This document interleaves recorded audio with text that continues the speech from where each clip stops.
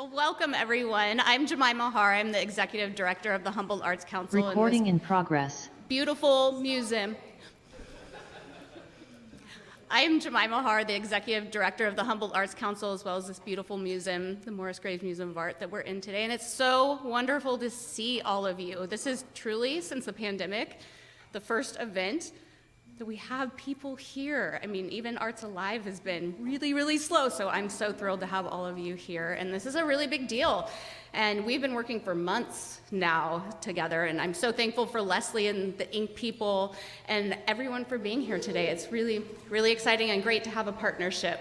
And I'm sure we'll get to introducing everyone, but it's been great working with Tracy as well from Californians for the Arts and Eliza from the Nevada County Arts Council. So we kind of have two different things that we'll be doing here today.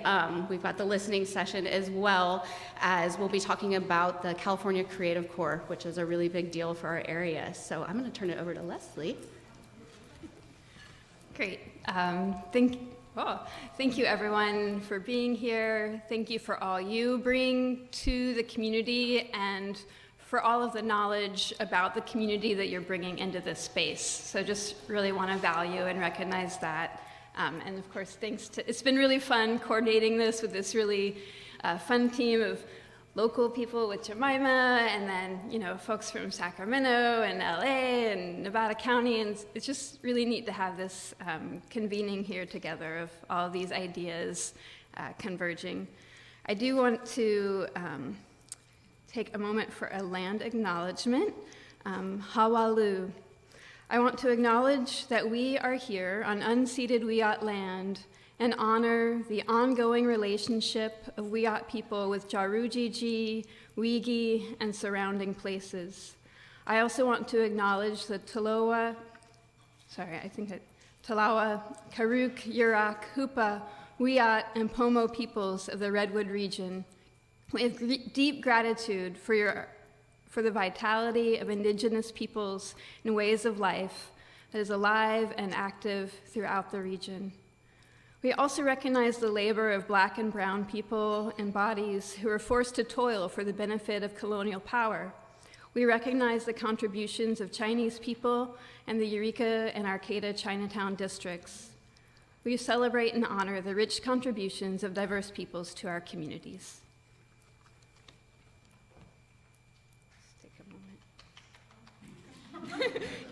a moment. And so with that, I will turn it over to Tracy. Thank you so much, Tracy, for being here. Thank you. Hello, everyone. Oh, my goodness. My name's Tracy Hudak. I'm the manager of programs and organizational advancement for Californians for the Arts for Southern California. And in just a moment, I'll introduce you to your Northern California, my counterpoint part. But first, I just want to express on behalf of the whole Californians for Arts team our gratitude to all of you. This is our first ever in-person regional conversation. I'm emotional about it because our partners made it possible and you all made it real. And so this is really magnificent, and we'll tell a little bit more about the significance of the conversations and what they mean to our work in just a second. But just wanted to thank again our partners, Jemima and Leslie, and also Allison Weir, and then the Humboldt Arts Council, the team at Ink People, and the Arts Council of Mendocino County for their, yes, let's do this spirit that made this happen. And then also acknowledge Eliza Tudor, who is a long-term and beloved board member, Californians for the Arts, with her hat on, and thank her for bringing the Upstate Creative Corps listening session here. With her other hat on, Eliza is the executive director of the Nevada County Arts Council, and her team is developing that program for your region. So we're really excited to have that here too as well. And we'd also like to thank Juan and Clay of Access Humboldt for designing your experience of this event through audio-visual tech wizardry. Like, they're amazing, and we're very grateful. And they're recording this for us, so this will be available for you to share with your community. And you'll receive slides in the recording based from your registration to the event. And Just to acknowledge, we're bridging the Zoom and the in-person world for the first time, so we might need your patience as we stumble through any glitches. Thank you for that. So to kick off our program, I'd like to introduce from our team, Kara Q. Smith. She's the manager of programs and organizational advancement for Northern California, and she'll be featured on the Zooms there, and she'll kick off our program for us. Thank you. Hi, good afternoon, everyone. My name is Kara Q. Smith. As Tracy said, Tracy, thank you for that introduction, and it's really wonderful to be here virtually, and sorry that we can't all be here in person. But you do have the CFTA team with you in this Zoom space, and everyone, I'll just do a quick run through of who's with you today. If you may not have great visibility, but you'll be able to hear it. Julie Baker, our CEO, is here, as well as Terry Ball, our grants manager, whose power just went out, so if she's not waving, that's why. As well as Eduardo Robles, our manager of communications and field engagement. So on behalf of all of us, as well as Tracy, who you're lucky to be in person with, we are just really grateful to be here and kicking off our first ever in-person regional conversation. So regional conversations have been happening virtually across last week, and then we have our Northern California virtual conversation for the entire northern region on Friday, but this is a special in-person regional version, and so thank you for being here for that. And with that, I want to talk a little bit about the agenda for today. If we could go to the next slide, please. Thank you so much. Californians for the Arts is going to kick it off with be able to share this space with you, offer you some updates around advocacy and policy priorities, both from Californians for the Arts as well as California Arts Advocates. And then we'll have a chance to hear a bit from you. We're going to facilitate some listening. We're going to try to make that as seamless as possible, but we hope to hear from you. And then there'll be a break, and then you'll move into hearing about some local initiatives and some regional initiatives that are really exciting, as well as the California Creative Corps listening session. And then you all there, not us here on Zoom, will get to close out the day and also have the ability to convene afterwards at Humboldt Bay Provisions. And so we wish we could be there for that.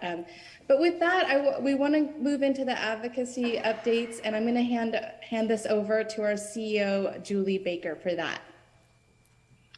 Awesome. Thank you so much. Thanks, Kara. Thanks to Tracy holding down the fort there in upstate California, North State California. And we're so grateful. Of course, it totally made sense that Tracy, who lives in Southern California, should be up in the north part of California doing this, but it's just how it goes sometimes. And we're so grateful for all the work that she's done to put into that and to represent us on the ground there. And to Liza Tudor, who's there on behalf of our board, and also, of course, is the California Creative Corps initiative, which we're really excited about and we'll talk about as well. And I think I've met some of you here and there, and I am Julie Baker. My pronouns are she, her, hers, and today I come from the unceded land of the Nevada City Rancheria Nisenan, otherwise known as Nevada City, California, about an hour outside of Sacramento, and also where Eliza lives.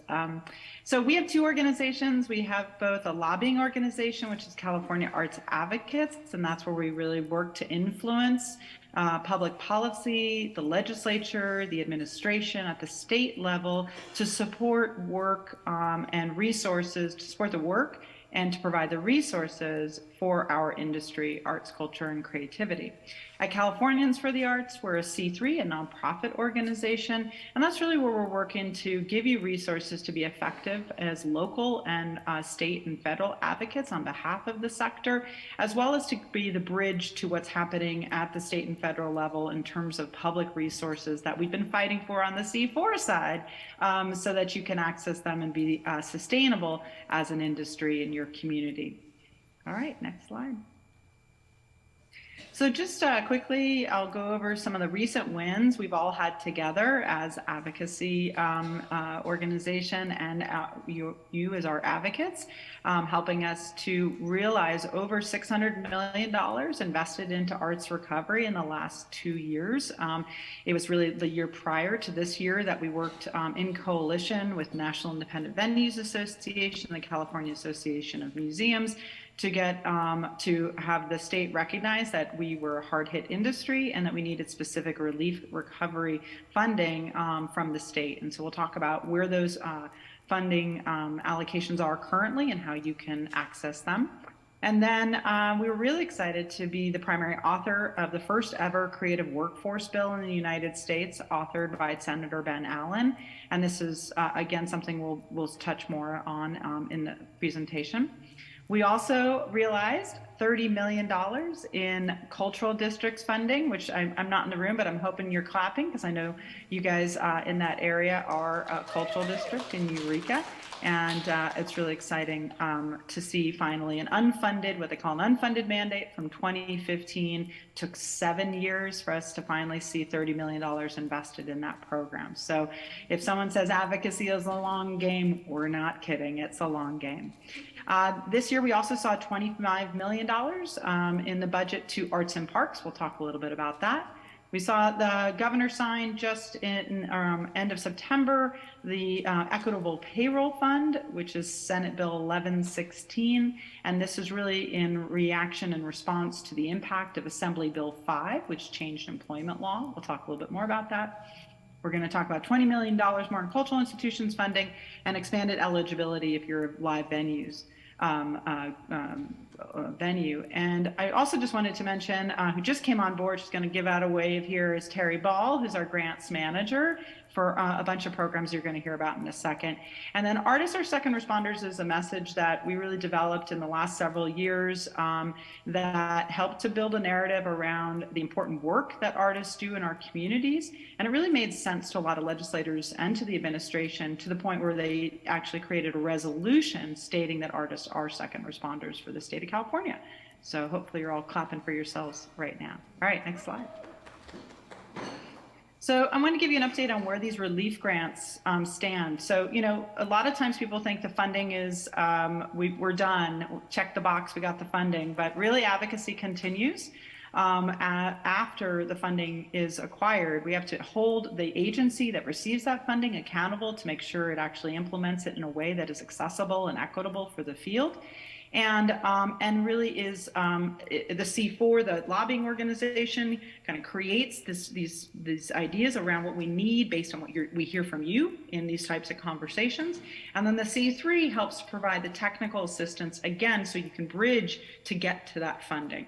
So this is where Terry Ball here is our grants manager on these 3 programs. The California Venues Grant Program is $150 million for live event venues, providing up to $250,000 in support.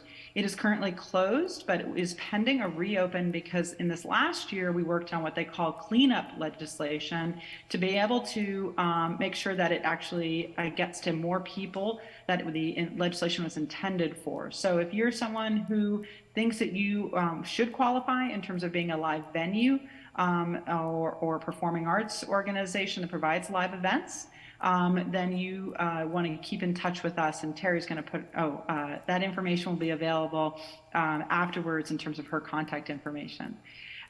Also, there's the Nonprofit Performing Arts Grant. That is currently open, and we encourage you to apply for that as well. If you're a nonprofit performing arts organization with a budget under $2 million, you can apply for up to $75,000 in payroll support. This is a workforce development bill budget allocation, and again, we can provide technical assistance and support for you. So these are currently available, and this is open right now.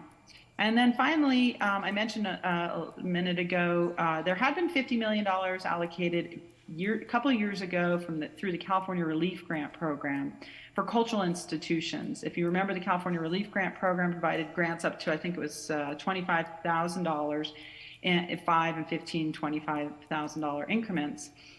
We fought for cultural institution specific funding with no cap on the amount of your revenue.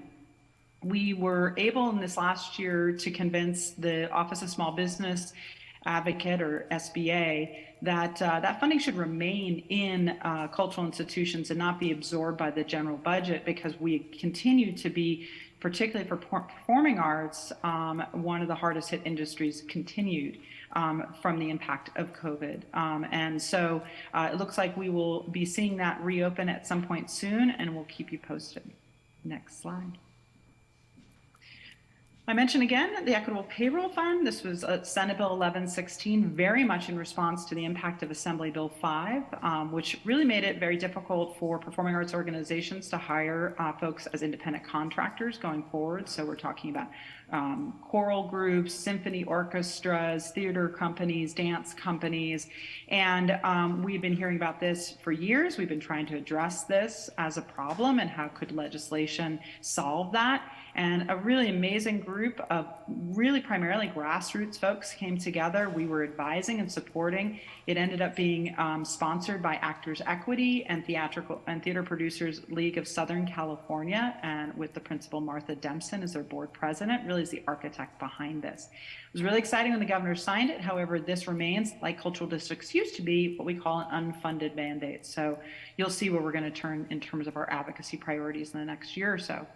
And then the California Paymaster program was something that, again, we got in the budget a couple of years ago. This is again in response to the impact of AB5. Again, if any of you are have experienced that, and you all of a sudden went from an all-volunteer organization, or where you're given stipends out of maybe a board chair's, a checkbook, and then all of a sudden now you have to make payroll and include workman's comp and unemployment insurance and all of these things, and you're really not prepared to do that, a paymaster becomes the employee or employer of record. Californians for the Arts was awarded the contract through the California Arts Council. We have not received a contract yet, but it's coming soon, and we should be commencing with that program early next year. So if you are under $2 million, performing arts organization that needs to provide payroll services, and that is really beyond your capacity as a small organization, this is a program for you. And again, we encourage you to reach out to Terry to get on that list to make sure that you can know when that opens up. Next slide. And very exciting, and Eliza Tudor is there, and she's going to tell you more about what's happening specifically in your region in terms of the Creative Core program. But this was again something in our organization, worked with a number of other folks to lobby the administration around. In the height of the pandemic, we were saying, artists, cultural bearers, arts organizations, nonprofit arts organizations are who you should be working with and leaning on to help communities to rebuild and to spread messages that will help us to change our behavior in healthier ways.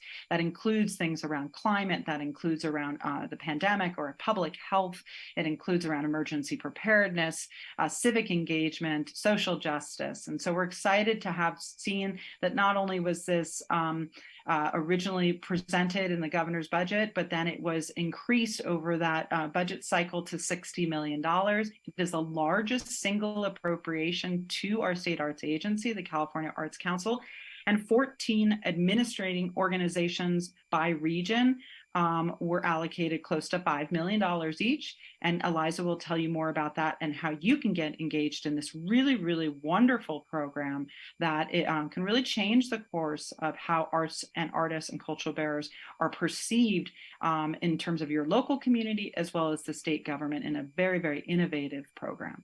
Next slide. I mentioned the California Creative Workforce Act, and I realize this is a lot of information, and I just want you to know you'll be getting this slide deck as a follow-up. So, and you'll be able to, of course, anytime reach out to any of us on the team and ask us any specific questions. But the California Creative Workforce Act was signed into law on January 1st. It establishes creative workforce development as a state priority. And it really has the tenets of the bill around earn and learn living wage opportunities through the California Arts Council in coordination with the California Workforce Development Board, with a priority for populations that have faced barriers to employment. And so within our industry. So it's really also a bill that is working on equity to see more equitable allocations and workforce development for our sector. So we'll be working this year to also hope to get funding for that, as it remains currently unfunded.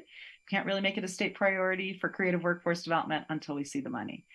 I just wanted to mention too, for those of you who applied during COVID for pandemic unemployment assistance, Senator Allen, who also authored the California Creative Workforce Act, has just got this bill signed that the Employment Development Department, or EDD, a state agency, will conduct a feasibility study that examines the idea of extending unemployment insurance benefits to self-employed individuals. And that's great because so many, even with AB5 in our state, there still remains independent contractors, particularly artists, people engaged in the industry. And we want to see what kind of benefits can we continue to see for this sector, because we learned during the pandemic how really vulnerable our workforce is. And we want to ensure that this doesn't continue into the future. And so much of our work is to ensure that this workforce is valued and supported and invested in. Next slide. And cultural districts, $30 million. Like I said, it took only 7 years to get this funding. It was actually in early 2020, the governor put in funding for cultural districts. It was $8 million, and then COVID hit, and of course, everything changed. So it was really exciting to see in this last budget cycle that passed around July, that $30 million was included. That will be invested originally both in the existing 14 pilots, of which Eureka is one cultural district, as well as expanding the cultural districts program across the state of California. So we're really excited to see that and look forward to working with the Arts Council to amplify this and to ensure that communities across California will be represented as cultural districts. Next slide. $25 million went to state parks this year. This grant program is not yet open. It will likely be open in the first quarter of next year. We are in touch with Parks and Rec and make sure that everyone will be aware of this. This is really to partner with organizations, nonprofits, foundations to provide direct grants to develop art installations in parks throughout California. So wonderful, again, to see a lot of our strategy too has been to ensure that arts are not siloed into one state agency, but are really seen across all ways to develop not only artists' ability and to access jobs, but also to see us as part of the solution to making a better and healthier California. Next slide. And then maybe some of you are very excited to know that Prop 28 was passed as a ballot measure in these last on November 8th. Overwhelming support. It received no opposition. And this is approximately about $1 billion a year for arts education. This is now mandated that it must go to arts education. Of course, this goes to the California Department of Education, which then goes to your local control funding model. In other words, your local school districts will be responsible for distributing these funds. This just got signed or passed as, as a ballot measure. We don't have a whole lot of details yet. The funds would not be available until July of next year, 2023.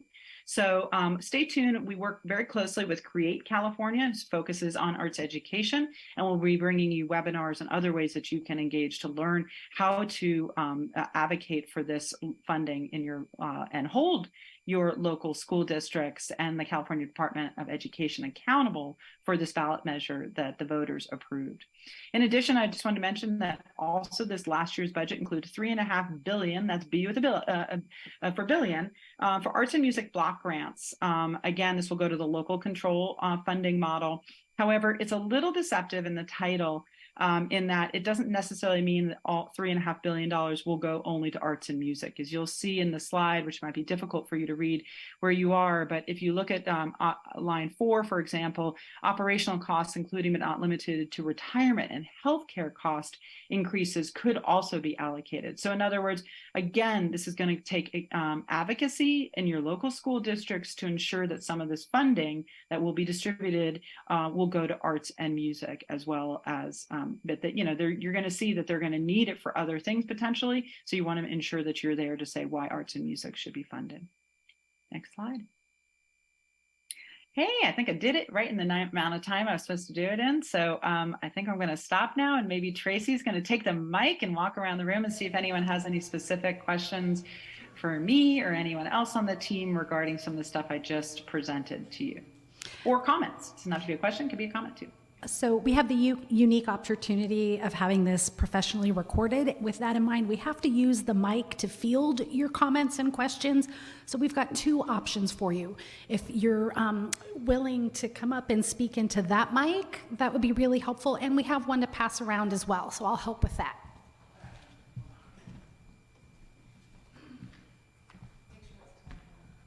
And with the wireless microphone, just be sure not to point it at the speakers. Thanks. Any questions or comments for us on some of these updates? It's just incredibly clear how much work Californians for the Arts and California Arts Advocates has been doing. It's extraordinary. Can you say that in the mic?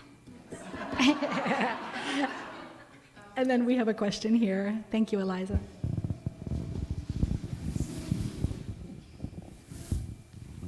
Oh, go ahead. I have a quick question about Prop 28, and I know it's new and it just came out, but I was wondering, it said 1%, only 1% of it would go to certified or classified employees. Does that mean that the funding will be open to like nonprofits within the community that are doing arts education that are not classified or certified, but are teaching artists?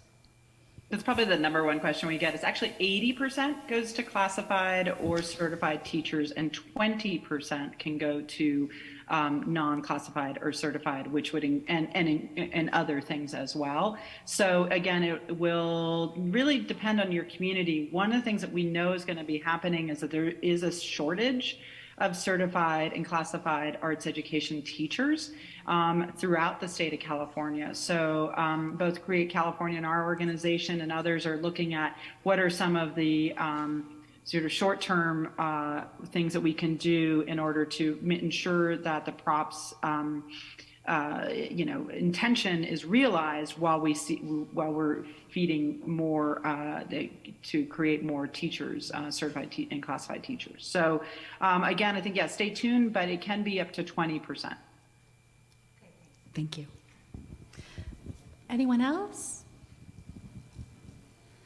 Is there any terminology or language translation in terms of policy? Great, in the back. Katrina's running to you now. Thank you so much, Eliza, for your comment reflecting on just the great successes. As Julie often says, arts advocacy is not a one organization, one person's job. It's really all of this. Great. Sorry. I don't know. I just wanted to hear more about how cultural districts are defined and what requirements would be in place for people that are interested in becoming a cultural district. Great. Julie, can you field that one? Yeah, I mean, I don't have the verbiage in front of me, and I apologize in terms of how has been designated in the past and defined in the past. And certainly we can send that as a follow-up. But the program is new, and so the California Arts Council has not yet released any kind of guidelines. I know that they've been convening the 14 pilots, as my understanding, and seeing what their priority needs are first, because they've been districts without any real funding in all of these years. And so I think they're going to prioritize the existing, and then they'll expand it in learning also. And there's also, it was a terrific study done, I think it was in 2018, that really looked at what how the first round was rolled out, and what are some of the considerations that they need to make once they reopen it. So all of those resources we'd be happy to provide in a follow-up email. Great. Thank you. Aloha. Thanks for being here. I guess we have to acknowledge that we're very fortunate that we have Assemblymember Wood and Senator McGuire representing us. My understanding is that they've been really leaders in supporting the kind of efforts that you're reflecting here. But still, I want to ask you for some advice going forward. What can we do to build our local capacity to make sure that our voices are being reflected and represented going forward? Great question. I'll let Julie take that first. We couldn't hear that. Sorry. Oh, you couldn't hear that. Okay, thanks. That's okay. Sean was acknowledging Assembly Members Wood and McGuire for their persistent support of the arts, and he's wondering what they can do locally to build their capacity and then their collective voice. Who's they? The advocates in the room? Yep. Great. Yeah. So we, number one, thank you for that question and thank you for the acknowledgement. First thing you can always do is acknowledge when your elected officials are in support, particularly of the arts and of your industry. Tag them, thank them, send them notices, etc. They're currently in district right now. They'll be going back on December 5th. Woo, I don't know what's going on the screen. They'll be going back on December 5th. For a potential emergency session, and they're going to be sworn in, all the new elected officials. But they're mostly in district right now until January. So I encourage you to reach out to them if they just got reelected or they're newly elected. Certainly introduce yourself, introduce your programs, tell them how important the public funding has been to ensure that, and CAC support or whatever else, particularly if you've got relief funding through SBA, any of the other things, do let them know that the public funding has been instrumental. I know that for myself, living in a rural community and prior to coming to Californians for the Arts, I ran a performing arts center in Grass Valley, is that their philanthropy is often limited in our rural communities, and public funding is what we are dependent upon in order for us to be able to realize some of our arts and culture programs and really ensuring that arts has access for all. So I think in making sure that you're consistent with that message, that you are consistently informing them and educating them to both your impact and your needs. So, and how you can, again, help them to realize success for their district. In terms of next year, and we're about to we'll go into sort of some of our priorities of what we're looking at in terms of advocacy priorities for next year. And those are things also, and when we get to the part where we want you to really share, is that it is also really important for us to hear what's going on for you in your community so that we can ensure that advocacy is representing your needs as well. So if all the things that we're talking about today don't really don't resonate or aren't things that are going to help your community to be more successful in terms of providing arts and culture for everyone, then we need to understand what more could be done that public policy or public resources could support.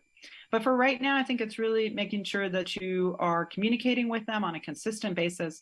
And then you'll have an opportunity in April to join us for Arts, Culture, and Creativity Month, where we will be both convening in Sacramento for a lobby day, where you'll be able to, if you can come down, meet with your legislators in Sacramento, as well as some learning opportunities. And we will be working with Create California on that summit in April. So you'll be learning more about that very, very soon. We're just firming up some of the logistics on that. But right now it's looking like, and you're going to get the first preview, April 17th in Sacramento.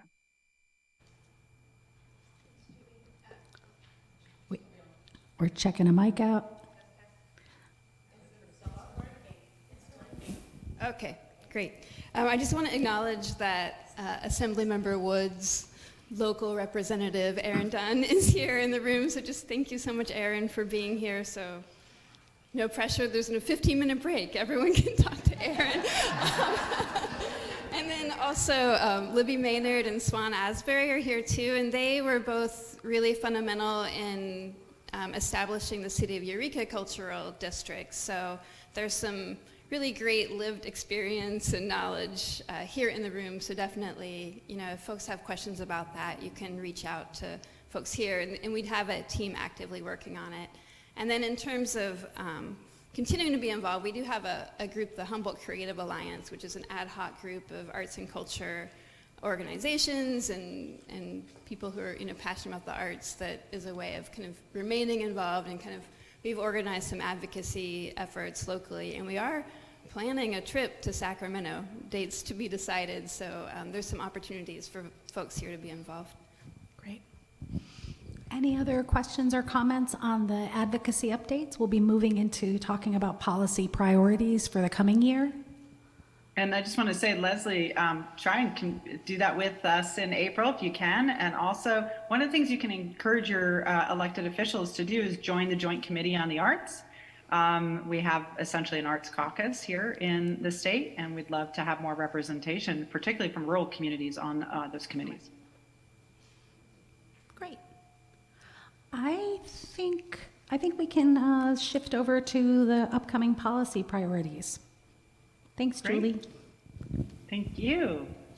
All right, this is fun. Here we are, hybrid. We're making it work. Thanks, everyone.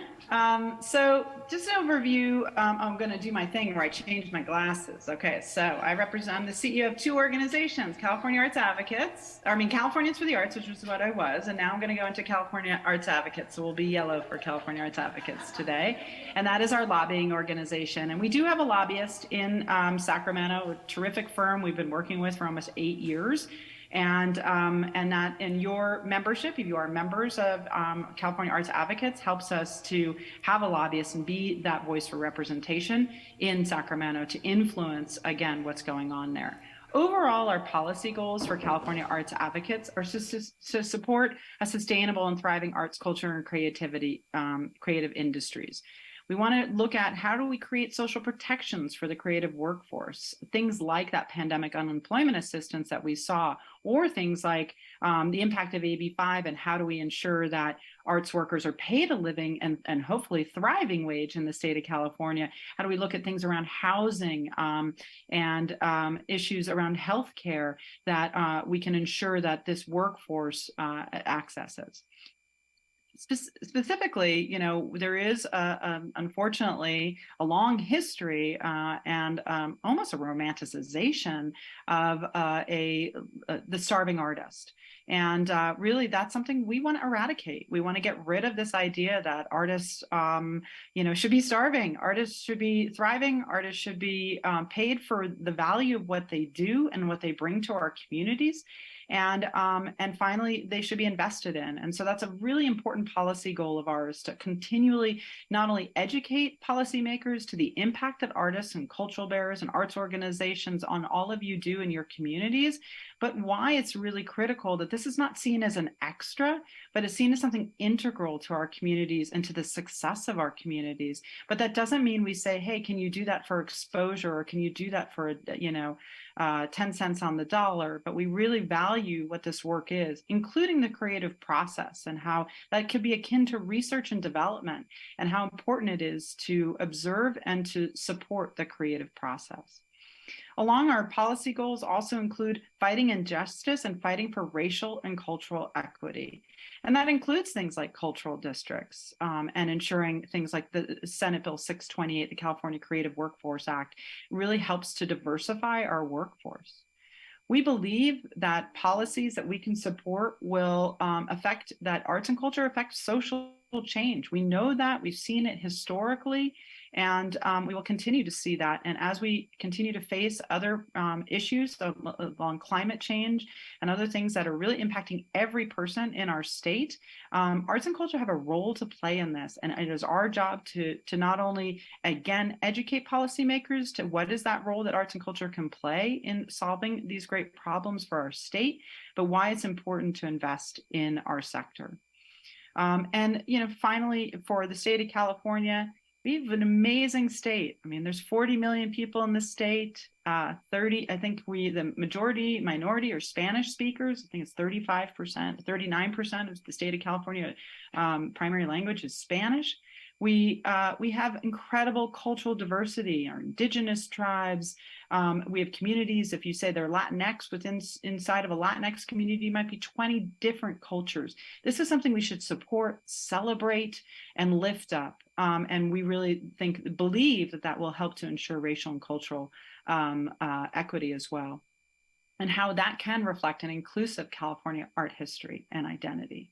So those are some of the things that we look to do when we're shaping our policy goals as the lobbying organization. Next slide. What informs our policies? We have an amazing 24-person board across the state of California. Folks who sit in those seats really are there to help represent the voices of their communities. And we're very specific in terms of geographic diversity, racial diversity, ethnic diversity, and sexual orientation. And so we want to ensure that as many voices are at the table as we're developing our policies. But we also really rely on you And that's why these regional conversations have been a very, very important part of our program development. And this is the 4th iteration. And the first one, as you know now, partly in person. So we have a summary that you can review that we did earlier this year, regional conversations. We're going to move them now to the fall on an annual basis. But we would learn from that. We learned from the impact of these relief programs. I mean, unprecedented amount of money has gone into arts and culture in the last couple of years in the state of California. What can we learn from that? Not only in terms of how can we do better, but what else is missing? Where are the gaps? And that informs our policies. There was a terrific study that's in process by Wolf Brown, which is a consulting company hired by the California Arts Council. And they looked at what's been happening in the state of California in terms of grant making, where are the funds going, who's not getting resources, and where's philanthropy, supporting arts and culture, where are they not? I don't think I have to share with you that when you're in a rural community, again, this is much harder. And so, that's something we look at and we analyze, and lots of studies out there to support our work and understand it. So some of the things that we've learned in these last couple of years, and we hear in the regional conversations, as well as all these other stuff that I mentioned, is, for example, that a lot of people continue to ask for grant writing assistance, and influencing how what the grant applications look like. How can we make them more accessible for people? So you don't have to have a master's in grant writing in order to apply for a state grant. But also, for example, a lot of the relief programs really relied on not so much a narrative as maybe the state arts agency does, but more on business practices. And do you have really good business records? And one of the things we also learned is that a lot of our arts and culture nonprofit organizations and some of our for-profit really are needing assistance on providing that in a way that we can make sure that we can continue to access resources and access to capital. We know, again, that funding, based on all these studies that we can cite, are really not reaching our BIPOC, our Black, Indigenous, persons of color communities, our rural communities at the same level as they're concentrated in areas like Los Angeles, San Francisco, and San Jose, the Bay Area, and so on, San Diego to some degree. So, and also that we, continue to look at what are the grants looking like. And we hear a lot from our communities in regional conversations that the grants are really, really challenging. They're really difficult to apply for. And sometimes people just opt out. They just say, I don't have the time, I don't have the resources. And so what we're also finding is that some of these programs that we fought so hard to get funding for are what we call undersubscribed. That's not true of the California Arts Council, but we've seen a little bit of this through our programs of SBA, the Small Business Advocacy Organization, the state agency. So we want to ensure that you have the capacity, the resources, the knowledge in order to apply for these amazing things that we're all fighting for. Again, we know that the impact of AB5 continues to be a hardship for many, particularly performing arts organizations. And we also know, again, for performing arts in particular, and maybe that's other aspects of our sector as well, that COVID continues to be an issue. We know that audiences are just not coming back at the same level.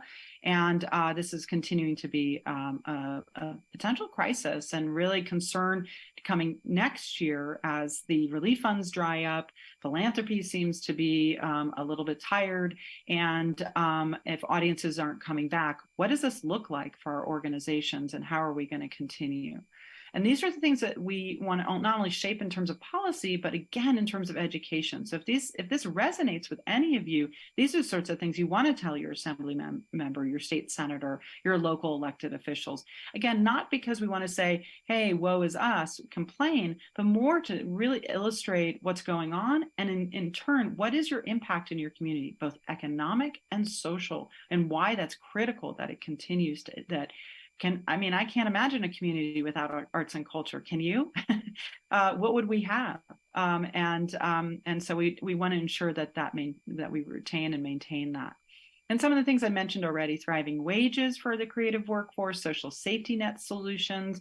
A lot of times we hear about access to affordable housing and creative spaces. We're also hearing a lot of movement towards ownership of your space for your organization. What does it take to own your space, to build equity as an organization?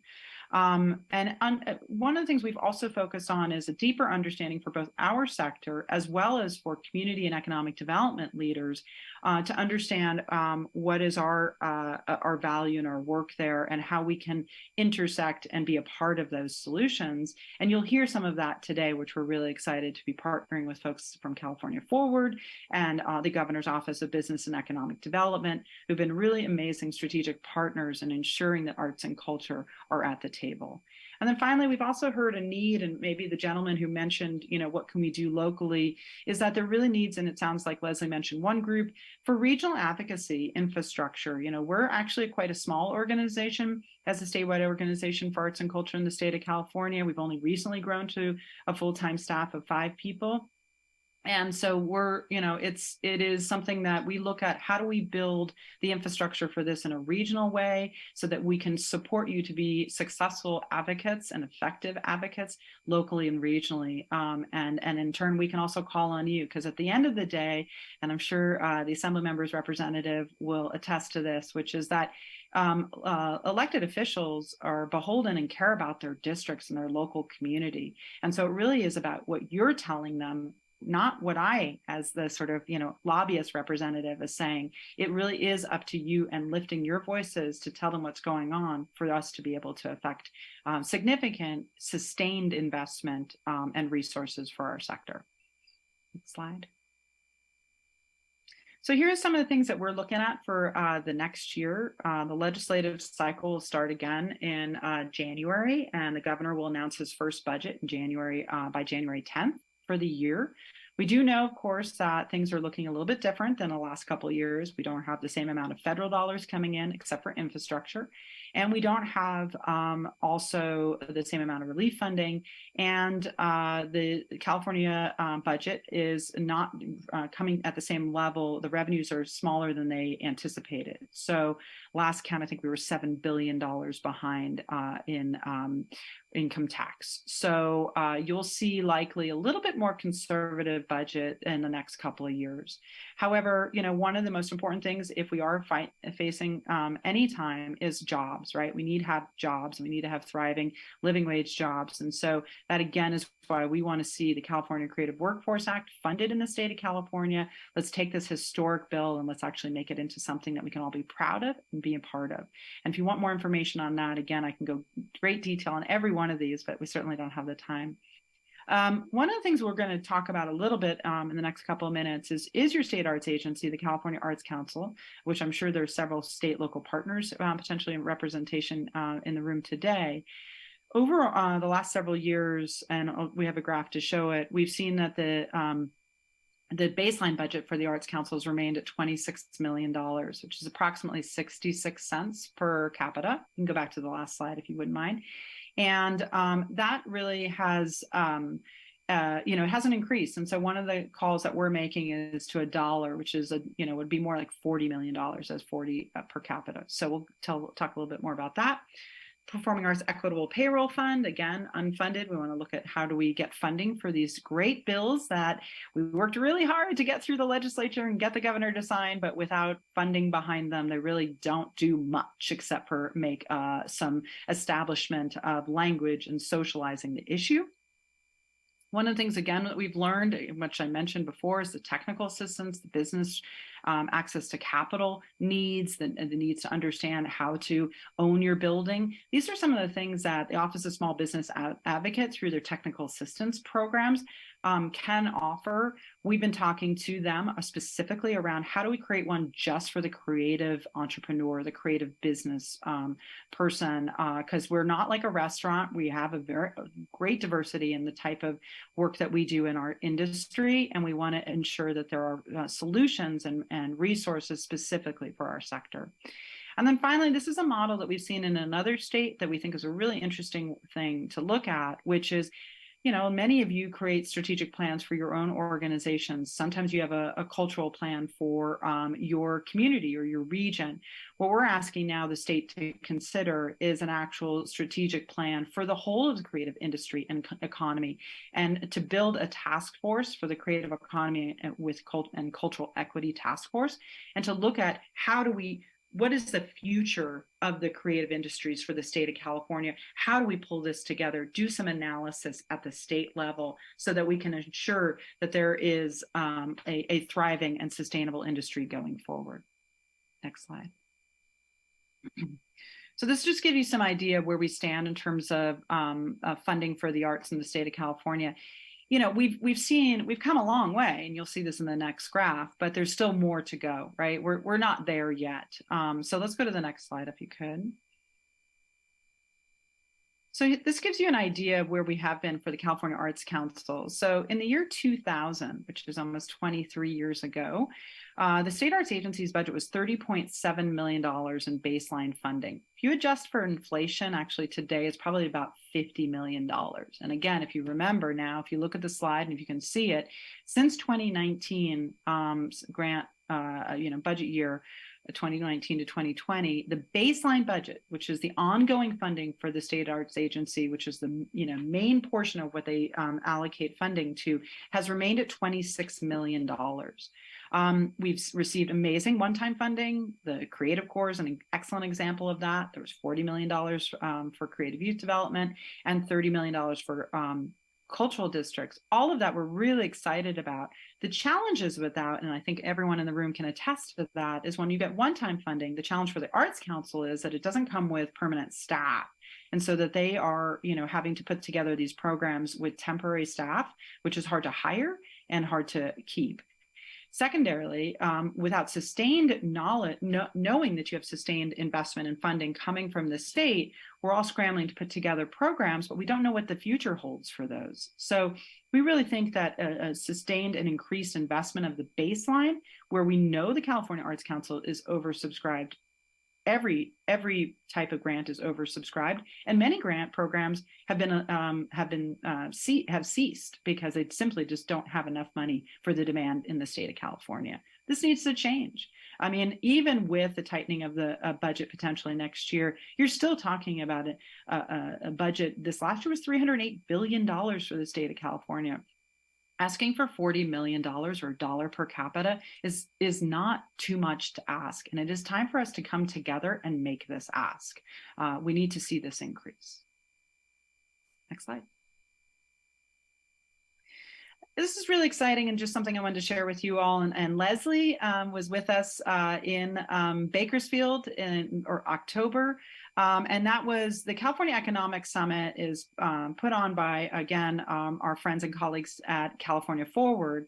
It's an annual economic summit. It's really where policy is incubated. Legislators come to it, administration comes to it, the governors come to it every year.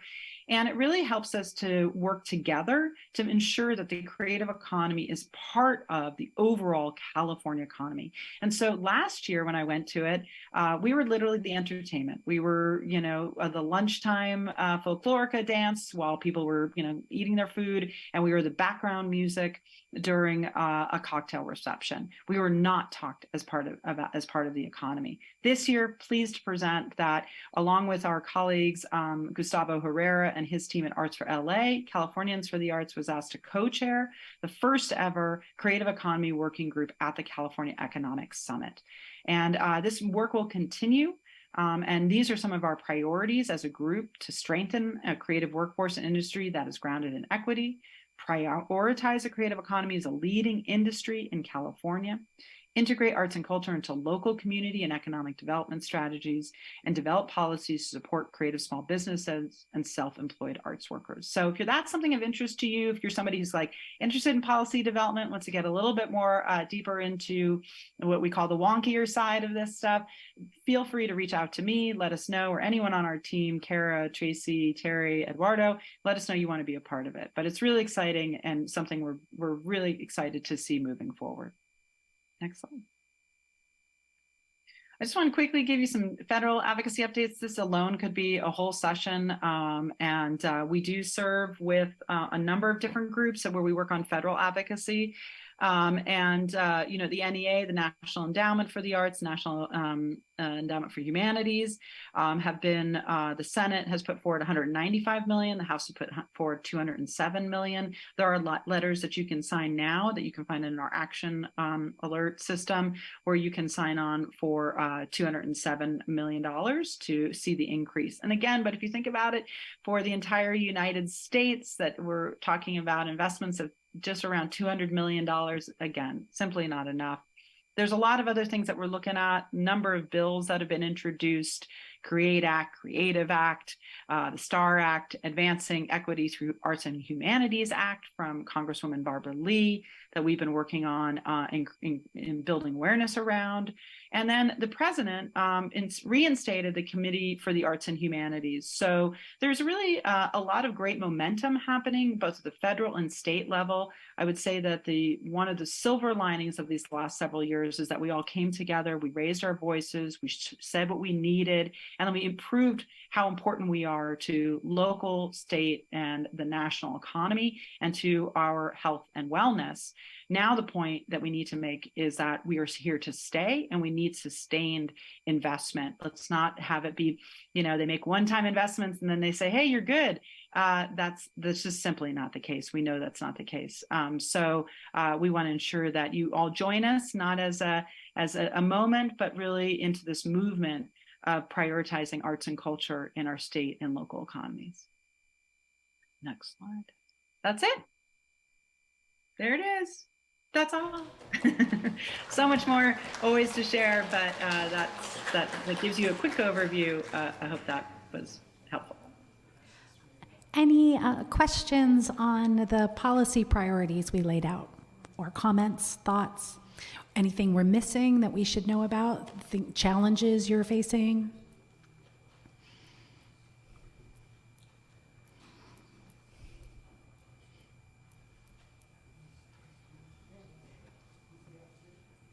Yes.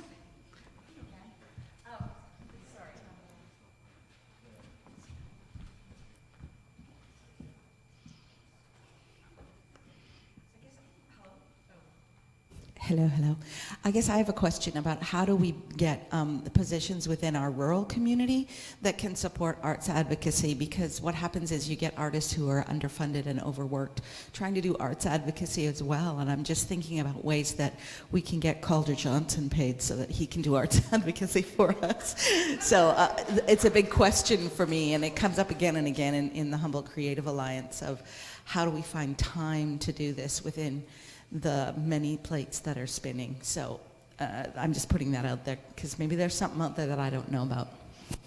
Oh, actually, it's a consistent thing that we've been hearing. So one of the things that we're doing, number one, I think it's great. I thank you for speaking up about it. It is something that why we do believe it's important to have a Californians for the Arts and a California Arts Advocates is this is our day job. This is what we do. So it's hopefully you're comforted by the fact that we are there. But again, we can't do it without constituents because that's the grassroots advocacy is really, really critical. We do hear that people say, how can I do this on top of everything else that I'm trying to do? I would argue, if you're running an arts organization, I would say you spend a lot of time on trying to raise money, and you have often an emphasis on fund development. I would include government relations as part of your fund development strategy, ensuring that you are developing those relationships with your elected officials, because that could result in more money than you can potentially get out of an individual donor in the long term. In terms of individual artists, one of the strategies that we are working on is actually a new program that is called RAIN, because we know that we need rain in California. So it's called Regional Advocacy Infrastructure Network. We've actually put in a grant to pilot it in 2 communities for right now that reached out to us and asked for our help, which was Sacramento and San Diego in this case, but we hope to expand it. And included in that would be to build out regional advocacy and to look at stipends for people to engage in the work. We understand how difficult it is for people to do it on a consistent basis. But on the other hand, I also just want to say that I think we all know that if we don't engage civically, we won't be able to see our dreams realized. And so it is a balance, and totally understand that. And we will do our best to raise money to be able to support local and regional advocacy and to ensure that artists are paid to be able to participate as well, because that's really critical. Great question. Thank you.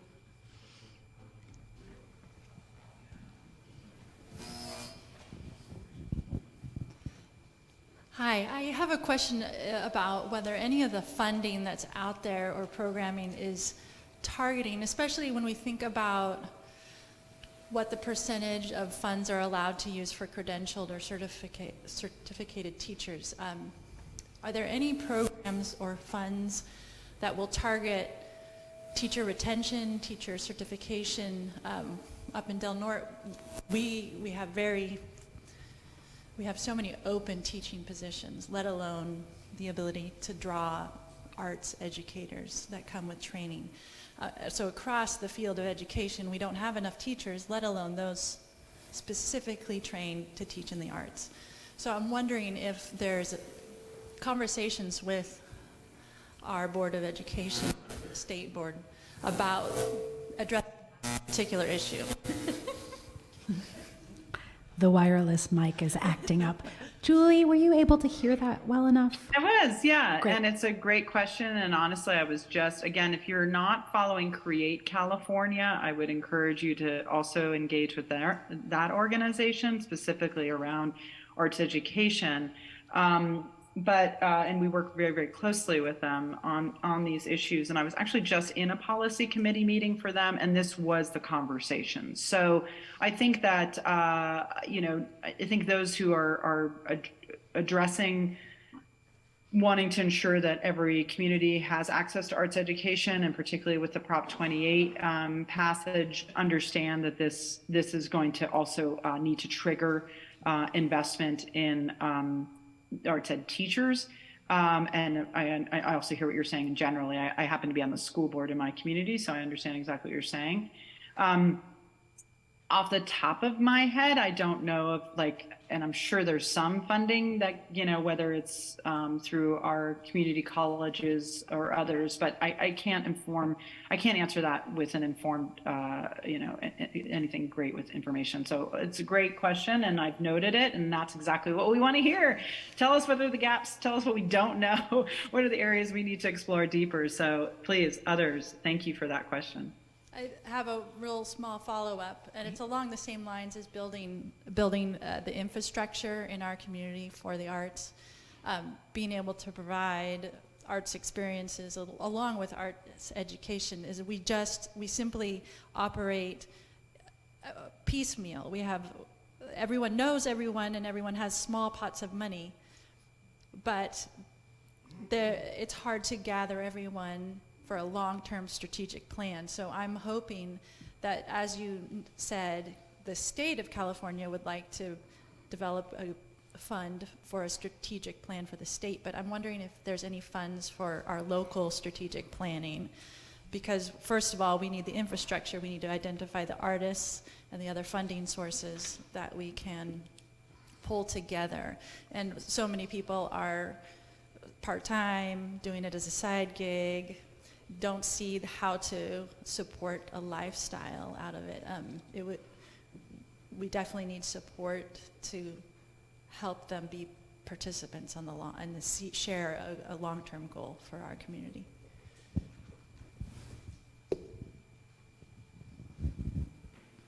I mean, I hope that there are some folks in the room who also represent state local partners in your community that can address some of that too, because I think that's part of the role of that part of the funding that they get is to convene and is to, right? So if anyone else wants to address that locally. Tracy, would you like me to? So I'm Eliza, Executive Director of a county arts agency, a county arts council, and we're here in the seat of the Humboldt County Arts Council, and I know for us it's very important to be participating and facilitating cultural planning efforts at any given time, whether it's measuring the economic and social impacts of the arts or creating an arts education plan in cooperation with the, your county office of education. So all these things state local partners could and should be doing. And so I would say talk to your state local partner locally. We were with Del Norte last night, so we know Stephanie will be ready to go. Talk about what kind of planning you can begin. And is Stephanie here now, actually? Stephanie, there you are. Great. So yes, put your state local partners to work, because that's what we do, is facilitate cultural planning, and educational planning is part of that. Great. I just want to know, I'm fairly new to California, and I was surprised at the lack of resources at their local library with state, like interlibrary loans across the state and things that I anticipated being available. And I feel like, where does that fall into the arts? And how can that interface? Because that's a very valuable resource in the community. It seems like there's a lot of online things through the libraries that could be available for our rural communities. Julie? Yeah, I was just going to say that I think, identifying collaborators, people that you can work with is such an important, particularly in a smaller community strategy. And here where I live, for example, our library is amazing and does an incredible amount of programming. And I know Liza has done work with them as well as the local arts council. So I think you're right. There potentially are resources there. So identifying collaborators, and I think that, again, with your local arts council is that sort of, as that other person mentioned, that idea of planning, how do you bring the ecosystem together? We often operate very much siloed in our sector because there's so many segments to who we are and what we do. And I think that there's real power in us coming together and building coalition and representing where we can as a unified voice in our objectives and our asks. And so part of the work that we hope to do in terms of building advocacy infrastructure is to support regions to come to what are those priorities together, and then work on a plan to see how you can really affect change so that you can get towards those goals. So that's some of the stuff that we're trying to accomplish in our larger strategic overall goals. But I know that, again, there's resources, I'm sure, locally for this too. Great. We've got time for maybe one or two more comments, if anybody could offer some other insights on gaps.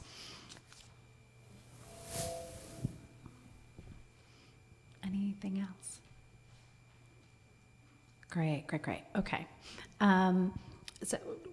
One, just want to acknowledge that a lot of the questions that you're asking are really emblematic, really reflect the shift in our field as a whole in terms of systems thinking, coalition building. For so long, we were so focused on program and our individual programs, and hearing how you're all thinking of supporting each other, that's the growing edge of our field. And just want to acknowledge and honor that, and your questions, your comments, your insights are really valuable to us as we drive this conversation forward. So thank you.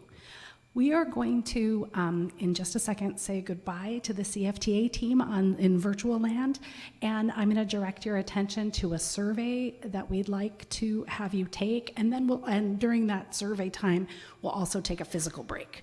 Okay, so and thanking again Juan and Access Humboldt for just managing this, and if you would share the team, so we can thank the team, the Californians for the Arts team. A round of applause or hoots and hollers.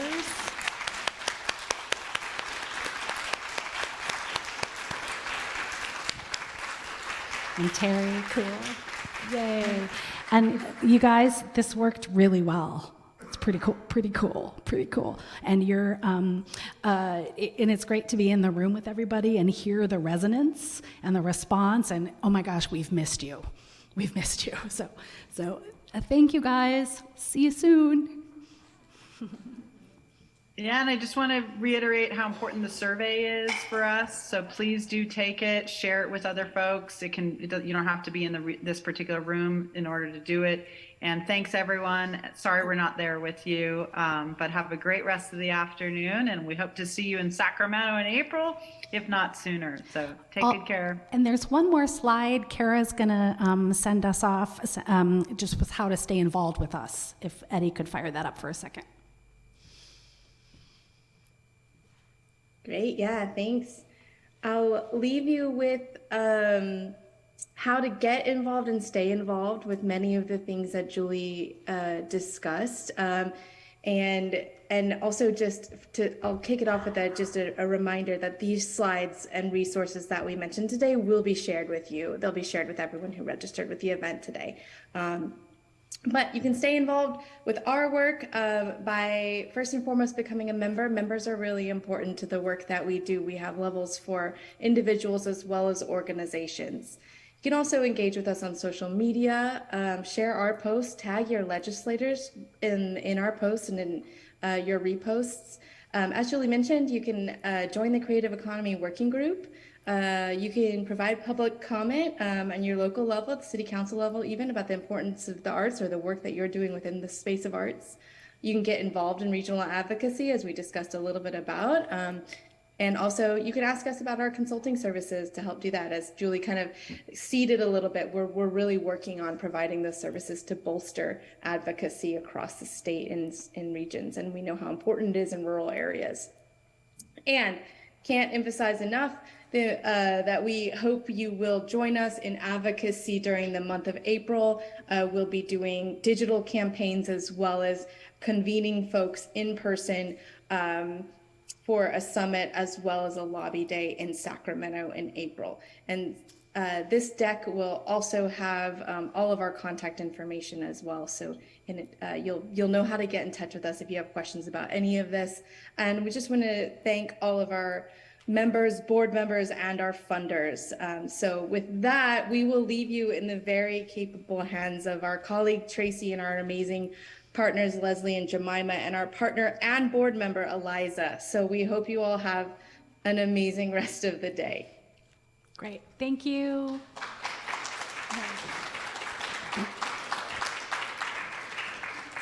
The best way to access any of those opportunities to stay connected is on the backside of your program, signing up for newsletters on our website, and we can keep you informed of all of that. And then without further ado, what I'd really appreciate is if you wouldn't mind popping open on your phones our survey. I'm going to share a slide real quick. Give me just a second.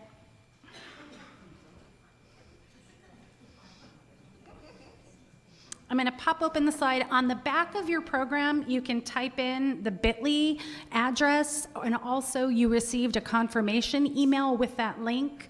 This survey is really vital data to us. It helps us with our case making. It helps shape and prioritize our advocacy work, and we've got maybe a 10-minute break between the survey and giving yourself a body break. And I just want to say, I did check in with the city manager, and your cars will not be ticketed today if you're in 2-hour parking. So, yeah. Hi, everyone. If I could have your attention, give you a sec to wrap up your conversations. We're really excited to launch the second half of the program, and to remind you, we're first going to hear about local initiatives, make sure you're all aware of things that are happening and opportunities.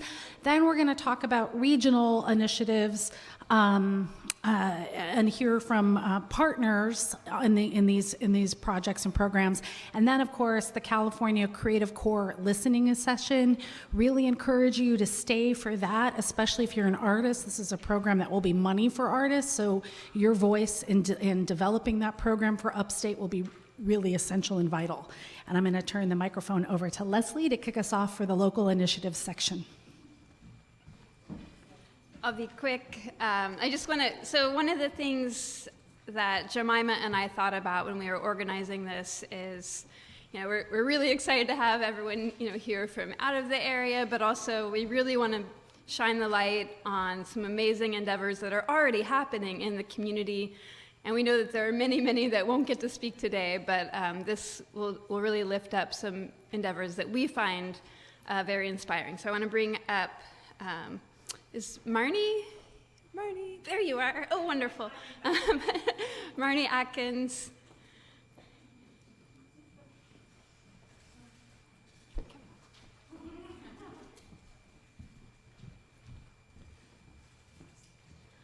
Hawatlo Nook Marnie Atkins, Yeo Sulatlak. I'm a Wiyot person, and I am the Daguru Louis Cultural Center Manager. If you didn't know, the Wiyot tribe has opened our own cultural center in Old Town Eureka. Yay! It's been an endeavor for years and years and years, but we really made some headway in 2020 where we signed the purchase agreement of this space. We're in the old Restoration Hardware, the old Sassafras space. Those are some of its, lives. And we're excited to have finally opened the doors to the public after lots of health and safety repairs. The best time to purchase an old building is during a pandemic, just so you know. Lots of labor out there, lots of materials. They're not sitting in the bay of San Francisco. They're just right at your door. So, but we're open now. Please check out our Facebook page. So facebook.com/DGRLCC.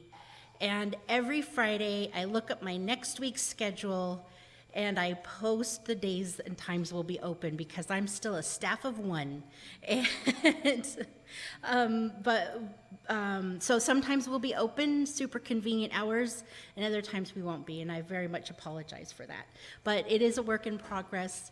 Some of my hopes and dreams is, of course, to highlight and present Wiyot culture, history, language, contemporary issues, doing that through sharing our cultural items to developing programming and workshops, lectures, not the scary kind, the kind that we can all come together and learn from each other. That's my hope, to have some of my elders come in or some of our staff people come in and talk about some of the programs that we have at the tribal government and just sharing with you all what we're doing. And this is a great centrally located public space, which we're very excited about because it's easily accessible through walking, biking, driving, busing, sometimes horse carriages. They come by as well. So I just wanted to thank you for the opportunity to share with you about this wonderful new space that I'm just excited, and please come and see us. And as folks get hired, we will have better hours. So please do keep an eye on us, and thank you for your time. Chwak.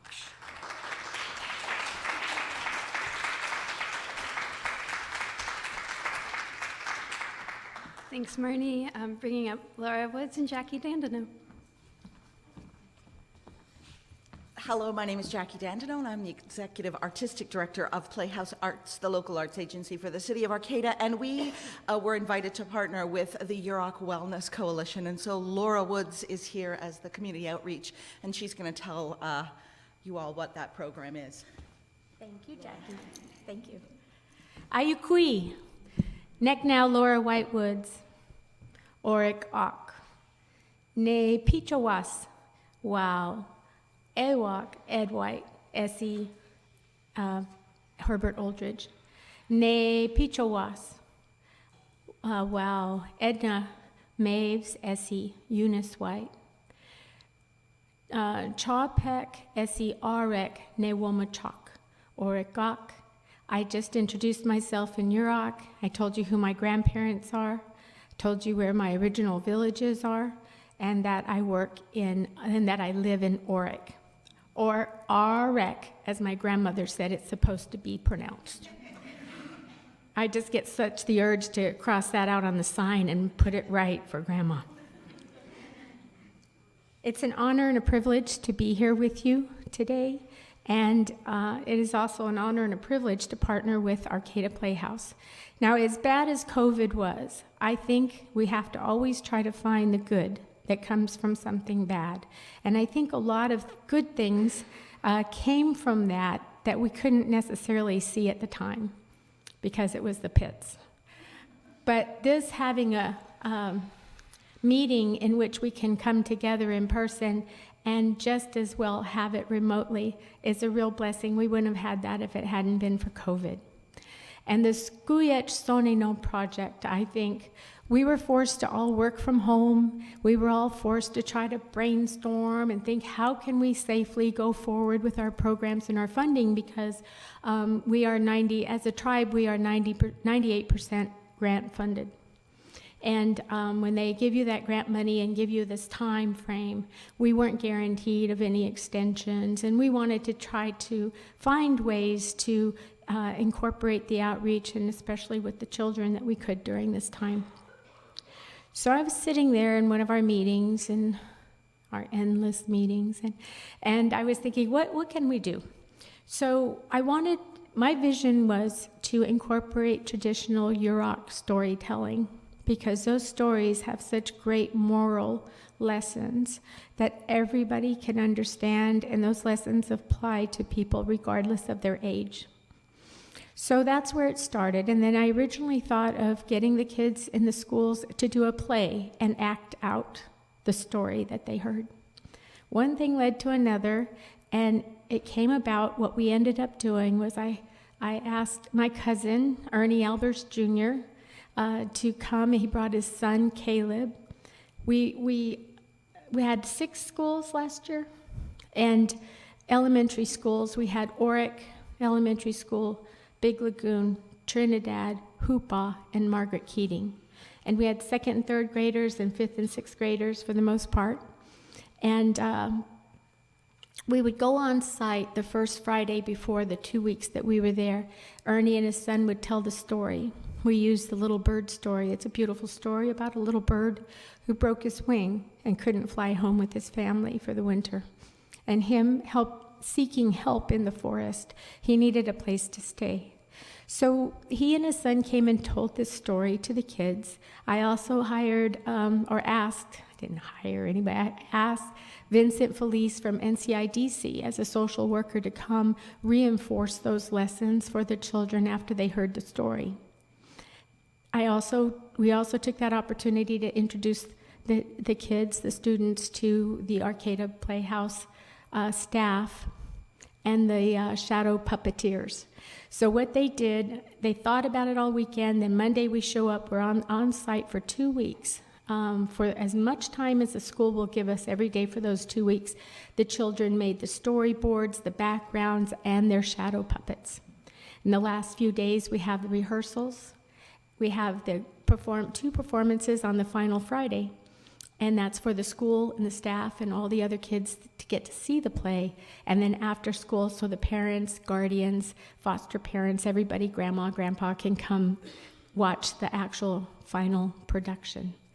So this is so important because what we did was we identified some of the least served schools in our area, in Humboldt County and Dillon County, that also have the highest number of indigenous students. So we also incorporated a lot of Yurok language into the play. I have a little squirrel puppet that always greeted the kids every morning when they came in, and her name is Pleetwus, which means gray squirrel in Yurok. And one day I forgot Pleetwus. I had to make up a story because the next day was our final performance, and I said that she was at the boutique and the hairdresser, and she was getting all dolled up for the performance the next day. And I spritzed her with something and brought her the next day, and it was all good. Averted that disaster. A great success, and what came from this was Julie, that was just on here, Julie Baker. Every time she moved her head, I saw her earrings. And I'm trying to see, are those porcupine quills or dentalium? And that's how our Native students are at school. They're looking for any symbol, sight, sound, or visual aid that reminds them of the indigenous culture that they know. Even an earring or a tribal basket symbol anywhere, you should see they're hyper alert, and so am I. So if I got to ask her a question today, that would be my question. So who made your earrings and what are they? This one little boy, on the final day of performance, I wear my basket cap and my big celebratory necklace because it's a special occasion. I was helping this one little boy, I think he was in second grade, a second grader, and he asked my help making some final changes to his shadow puppet. I sat next to him, quiet, introspective little boy, and I just stayed with him, and I helped him. And he said to me, he says, "My mama had a hat like that." And I said, "She does. She did." I said, "Who's your mama?" And he told me her name. And he kept working, and he said, "She died last year." So in that moment, we had that connection. We had that Native connection. He saw a woman at the school in his class working with the kids that had a basket cap just like his mama's. Those types of engagements, that connection, that humanness of it all, instead of in that moment, feeling like such a minority, he was recognized and his mama was recognized as well. So we touched probably 300 students last year. And of course, driving to Hupon back every day for 2 weeks, let me tell you, and that's when gas prices were going up, not like they are now, but pretty bad already. So everything added up. Luckily, we were able to make our budget and get through the program. We want to do it again. The question was, do we go to other schools this time around? And I was really thinking on that, and I thought, no, we've laid a solid foundation now with these students and the staff, administrators. They know us, they know what a wonderful program. Oh, and on Friday after the final performance, we have a feast. So, and I love the food here. I don't know who the caterer was, but kudos. And if you want to get a bunch of natives to a meeting, have great food and they'll be there, I promise you. So that the advantage is for the parents that work, you don't have to cook dinner. Come out, come after work, bring your kids back, and we'll have a feast, and we did. Before I forget I want to tell you what the little bird story was. He asked the dogwood tree and the oak tree for help, and they both turned him down. He asked the redwood tree for help, and Redwood said, "Peetwa, of course, little bird, come up here with me. You can see everything from up here. We'll have a good winter. You can stay here with me." So a creator was watching all of this, and he went and he put some things down on Mr. Oak and Mrs. Dogwood, who thought she was too pretty to help, and rewarded the redwood tree and said that he would always be the tallest, biggest tree in the forest. And to this day, he is. So these children absolutely loved it. They would run up to me, and they could never remember my name, which is fine. And little girls would say, "Hello, puppeteer." And I've been called a lot of things, but I'd never been called a puppeteer before. And I was so flattered. And so I said, "Hello, puppeteer." And she hugged my leg and ran back outside. So fortunately, we're going to go back to all those schools again this year with a different story. Maybe how Coyote got his tail. We'll figure that out. But we're also going back, and we're going to include one new school, which is way up in the mountains, the Jack Norton Elementary School. So all of this takes time, effort, money, but the reward is priceless. So also in my capacity as a community outreach specialist, for the Yurok Tribal Court, I work under the direction of the Honorable Judge Abby Avenatti. Everybody knows who she is. And I also do outreach to communities all over Del Norte and Humboldt County. I put my email on the paper back there, and if ever you want me to come present and build some bridges and build some community, I'd be happy to do that. Is my time up yet? sort of. I brought my timer to time myself, but I forgot to hit start, so that figures. But anyway, did I forget anything, Jack? I don't think so. I think you did a great job. Thank you. Oh, okay. Again, thank you so much for the invitation to be here. I know there's a lot of wonderful presenters and speakers today. I've got another appointment at 2. I'm going to have to run, but I'll teach you a little Yurok before I go, okay? So in Yurok country, we don't say goodbye, because goodbye implies that I'll never see you again. Goodbye in our culture has come to mean forever. And of course, I would love to see all of you again. So what we say instead of goodbye is chu, and it's like CHEW, but it's actually, we didn't have a written language, but it's spelled CHU, glottal stop UE, so it's longer. It's like chu, and it kind of cuts off. And that means until we meet again in Yurok. So thank you again for letting me share this time, and I'm going to say that to you, and then you're going to say it back to me. Choo. Thank you. Thank you so much.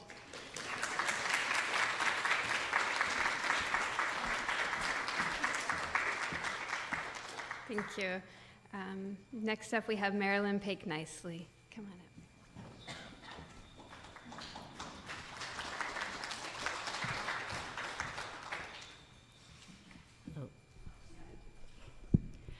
Aloha, everyone. I'm Marilyn Pike Nicely, and I loved what Julie did in that presentation, how she changed her glasses to represent the different roles she plays. And I'm kind of like that. I kind of wish I brought 3 different pairs of glasses. But I was asked to come to talk about, one, the Eureka Chinatown Project, and also HAPI, the Humboldt Asians and Pacific Islanders in Solidarity. Sorry about that. But I'm going to talk about HAPI first, because this is how we all got started. So back in 2019, Amy Wecke approached a bunch of us, Allie included, where's Allie, to come and work on Swingposium on the Road with San Jose Taiko. And this was an amazing kind of a drumming and singing, and we had a band playing and people dancing, and it was a way of telling history, the history of the Japanese incarceration during World War II. And so many people did not know about it because it was not in history books. So we had this very wonderful gathering, about 3 or 4 performances. We had Humboldt Taiko was born out of this, and it was a great time that a lot of Asians came together and didn't realize that there were other Asians in the communities. So they were like, we should get together more, we should do together more things together. And what came out of it was a group that started HAPI. And what we were going to work on was the Obon, which is kind of like Dia de los Muertos. It's a time that we honor our ancestors. It usually takes place in August. But then the pandemic hit, and so everything got put on hold. But it gave us time to organize. In the meantime, in around 2020, I met Brianne Mirage, I don't say her last name, D'Souza. And she had this idea of having a plaque that honored the Chinese that lived in Eureka back in the 1800s. And they were driven out of Eureka by the Chinese exclusion. And what started as, let's just have a plaque to commemorate this, grew into a mural, the naming of an alleyway, and now we have a monument, and we've had these tours of Chinatown in Eureka. So it's been an amazing project, just kind of people just coming together and saying, I want to help, I want to do this. And one of the things that I'm really excited about was that alleyway that's kind of in between 4th and 5th and E and F. And it was just an alley.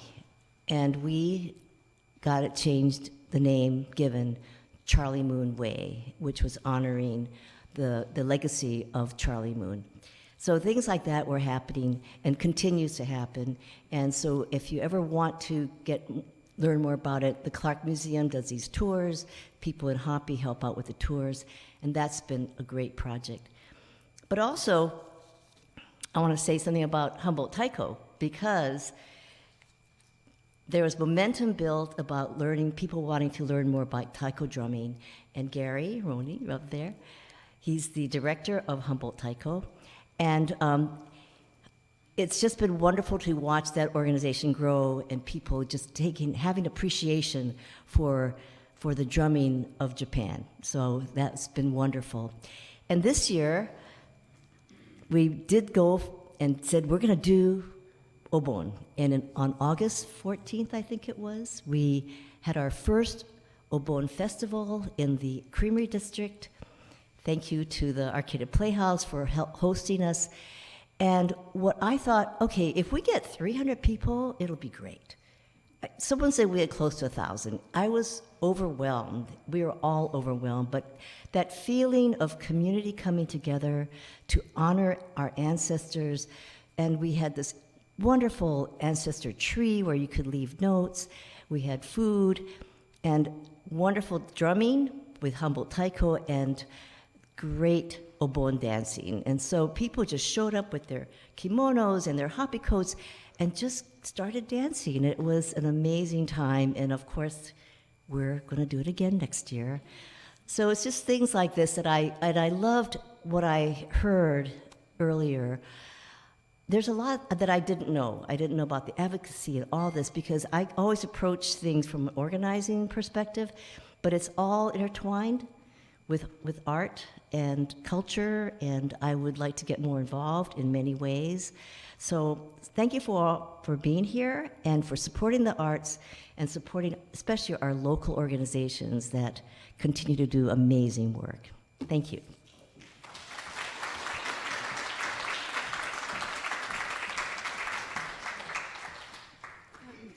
Thanks, Marilyn.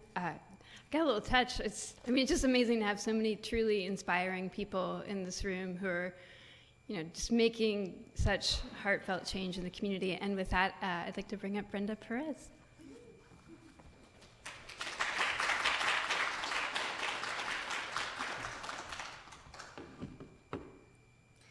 Buenos días, and thank you everybody for being here. My name is Brenda Perez. Mi nombre es Brenda Perez. I'm a daughter of Ramon y Natalia. I'm the mother of Oli and Natalia. I'm a proud member of the immigrant Latinx and indigenous peoples from the South in Wiots land. And this territory is so sacred and protected behind the Redwood curtains, protected by so many important cultures, Yurok, Hupa, Tolowa, Karuk. I honor them. I also honor the ancestors, the migrant community that have been here, leaving a stamp, not only as good workers, as mainly we are seen, but as artists also, as cultural bearers, as survivors often. Thank you for inviting me here to have this conversation in a regional level. It's important for us to don't feel isolated, and this is the platform to express that concern. I'm going to start with a very happy announcement for us in Centro del Pueblo. I am very proud to say that after 6 years that we have started, we are now our own nonprofit. Thank you, thank you. We started as a grassroots organization, and slowly we start learning and we start developing skills and abilities until this point where we can own our own power. So I'm very happy about that. Our new organization is Centro del Pueblo, the movement of indigenous migrants. What do we do? Well, I was talking to my dear colleague, Magali, here present, and I said, well, we are mothers, we are also women. And seeing at this room, I saw women in the front line more often these days, and that's a very proud moment to also recognize. what we do in Centro, it's also some jobs that not a lot of people want to do. So we share that as well with our community. We try to inform about our rights. We know our rights, and it's our duty to spread that knowledge. One of the most important rights is the arts and culture, to have access and to flourish in those levels. Our priorities after surviving a pandemic are to keep enhancing arts among our community, and how we do this. So we have two main projects. Our Sister Flower is one of them. Sister Flower has been very transformative experience. It's a group of women, mainly from Oaxaca, revitalizing their traditional dances. One of those dances is dedicated to the harvest. So that leads us to our second project for food sovereignty, Comida del Pueblo. So we have two intertwined projects that are in the core related to who we are. We are people of color, the color of earth. We are people that have been disconnected from the lands where we grew up, but we are here to thrive, and we are here to reconnect and revitalize as well. I want to say is that we are here also to develop a sense of belonging wherever we are, but trying to share our uniqueness as well. We don't want to belong because we are blonde or we are more alike. We want to belong with our broken English, with our own accents, with our own songs, with our own steps, and one at a time. One other project, it's the embroidery without borders. This project started because during the pandemic, we knew about more and more women living under violence, domestic violence, surviving that. And we decided to start doing these circles of healing. And the group has been growing. Now we also do it by Zoom, incorporating technology. And even if there is there are some long silence, we are all there for ourselves. So I think this has been also very transformative in terms of what healing means these days. It's not unknown that our concerns in this region are related to racism and isolation. Some of our projects have been vandalized, but we won't stop.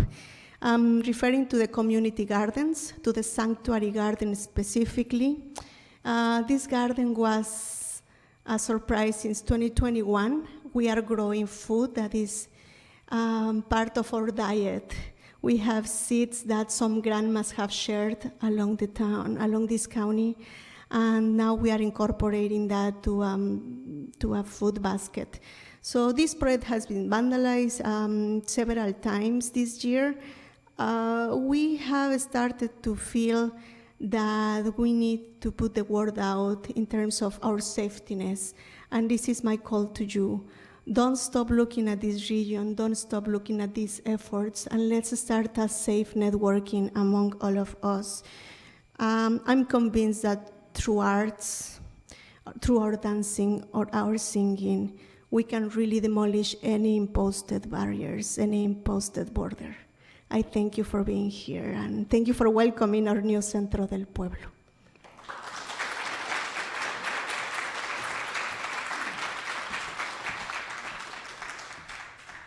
Okay, we're going to have Julie Smiley come up, and then Stephanie Latour.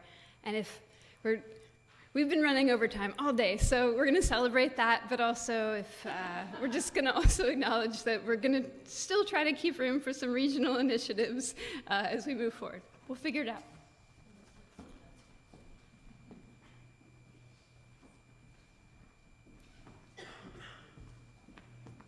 So we run out of time to lead us all through like a creative movement. Everybody need a little something? Thank you. I'm Julie Smiley from Del Norte, and I've had the honor the last couple years to work as both an artist and as a And I'm a long-time art educator. So I've had the role within our county as the arts lead for several years. But I'd like to talk more specifically about the work I did as an artist lately. During the pandemic, I had the privilege of receiving a FAR grant, Funds for Artist Resiliency, through the Ink People, which allowed me to work with our domestic violence shelter in Del Norte. We focused on resiliency and capturing that sense of self-worth, which resulted in a beautiful collaborative exhibit that it was showcased in Del Norte, but it's currently up at the Ink People's exhibit, and it has incorporated some Humboldt County artists. So I'd love if you had a minute to step into their gallery. But then also very lately, the Del Norte Tribal Lands funded my participation in the youth summits, the youth wellness summits that our county has hosted. So I've seen about 600 kids over the last couple months come through a table where I sat simply with showcasing how to do visual journals, and specifically, again, about that sense of a healthy self-identity and healthy social relationships. And I think I could echo what Laura said and what several of the presenters said, is that really sitting with the language of arts, no matter what it is, it's an invitation to hear the stories and to equip people to tell their stories. And really that's what I felt like in the shelter, was that we were women connected by our stories, and that when I sit as an art teacher with our youth, it's about an adult or a person respecting the student's story. And it's amazing how time and again, people of all ages, the minute that you look them in the eye and tell them, like, here's a type of language, tell me about yourself. It's really a storytelling time, and that is so intensely healing. So I just feel really honored to have been supported in that work this year. And then also, as the arts lead for our school district, that's definitely been the hallmark of the work of the last several years, is that arts education, it's always a donkey for some other initiative, and right now it's being asked, which is not a big ask, to carry forward the initiatives for socio-emotional learning, and which really is piggybacking on this grant work, and I'm really excited to be involved. So, thank you.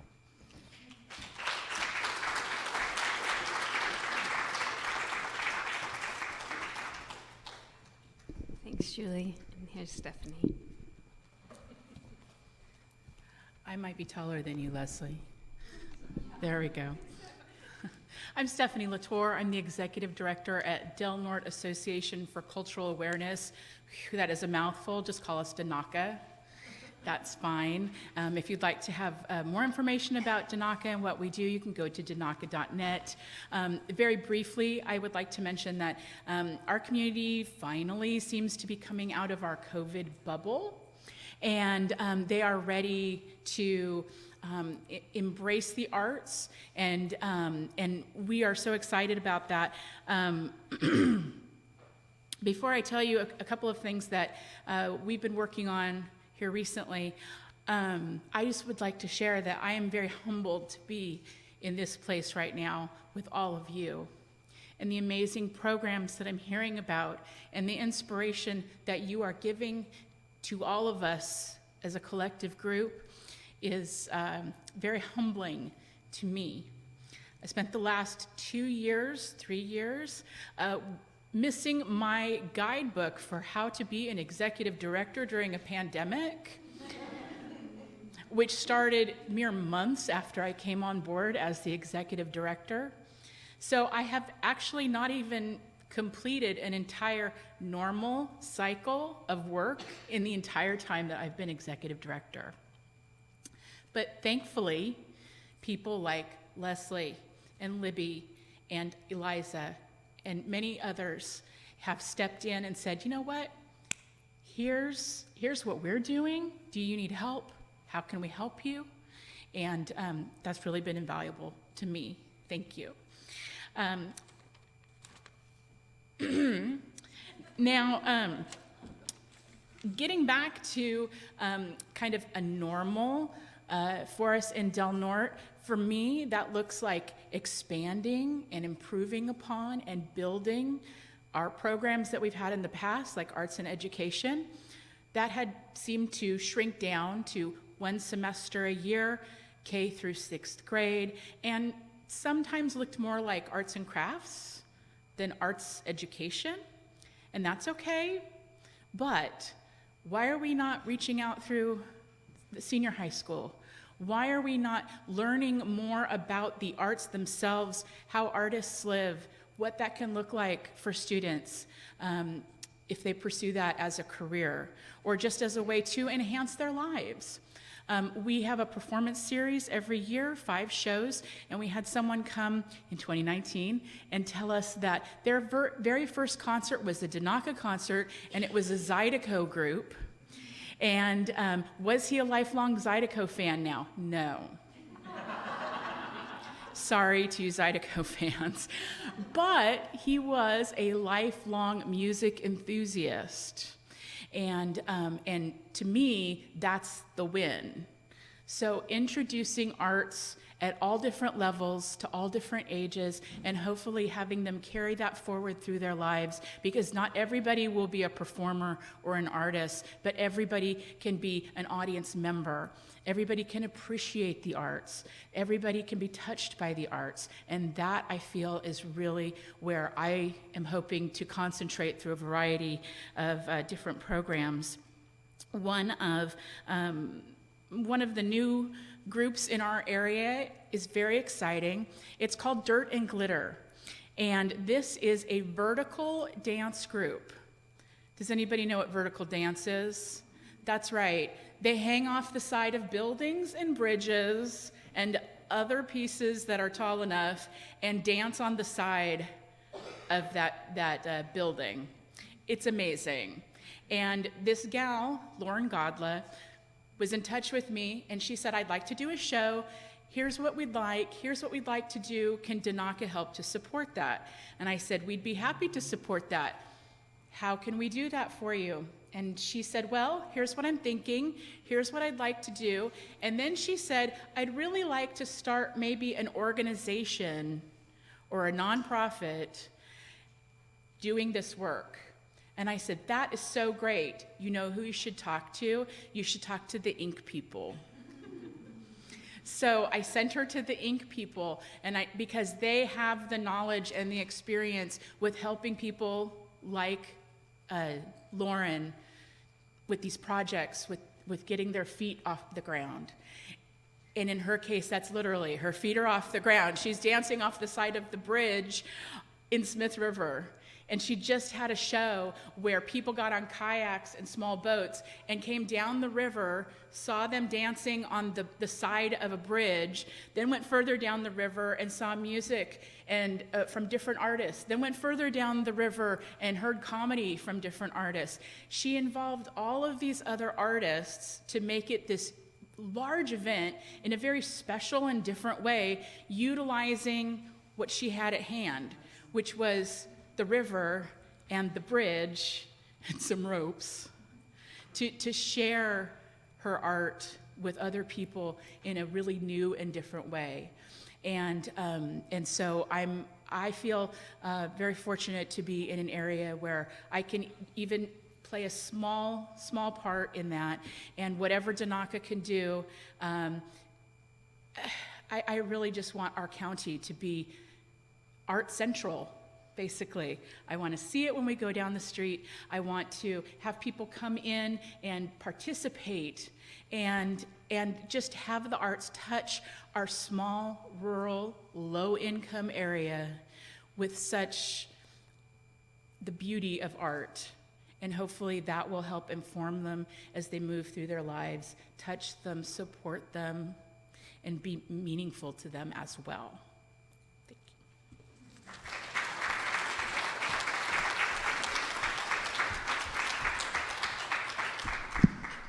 This was so powerful. Thank you, Leslie, for inviting folks to share. And I just want to reflect the music of your conversations when we were on the break was also really powerful. And if there are things that came up in those conversations in terms of challenges, things that you'd like Californians for the Arts to be aware of, please approach me individually. I heard about systems building. I heard about solidarity to protect each other from divisive activities. So the things that you're bringing up are really valuable to us. And without further ado, I just want to reiterate that Californians for the Arts is deeply committed to transforming the way that arts, culture, traditions, and creativity are valued in our state and how they're invested in, increasing those investments and diversifying those investments.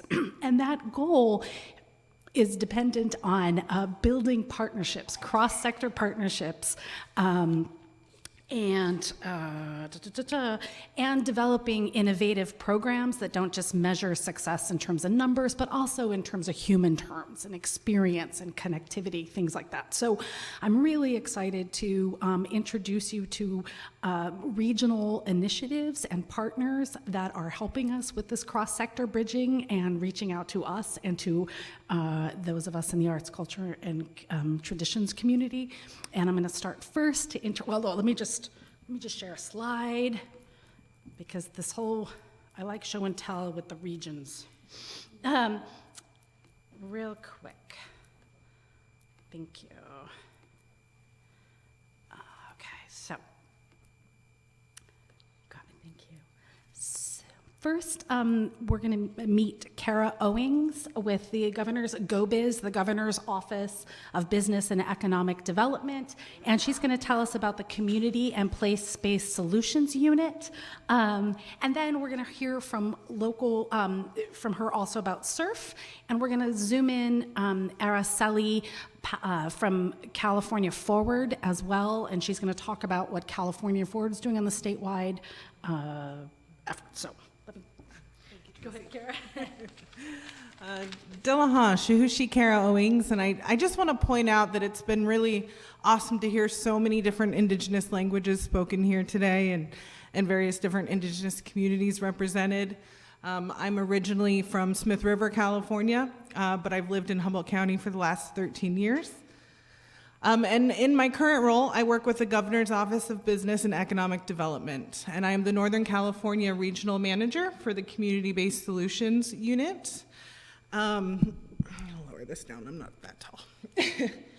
And so we are part of an interagency team that is helping to roll out and implement the Community Economic Resilience Fund, which is also a shorthand known as SURF. And this is a statewide $600 million investment in economic recovery. And the other agencies that GoBiz is working with is EDD, as well as the Governor's Office of Planning and Research. So on the far left, you can see our three super regions: Northern California, Central California, and Southern California. Northern California is comprised of the Bay Area, Sacramento, North State, and Redwood Coast regions.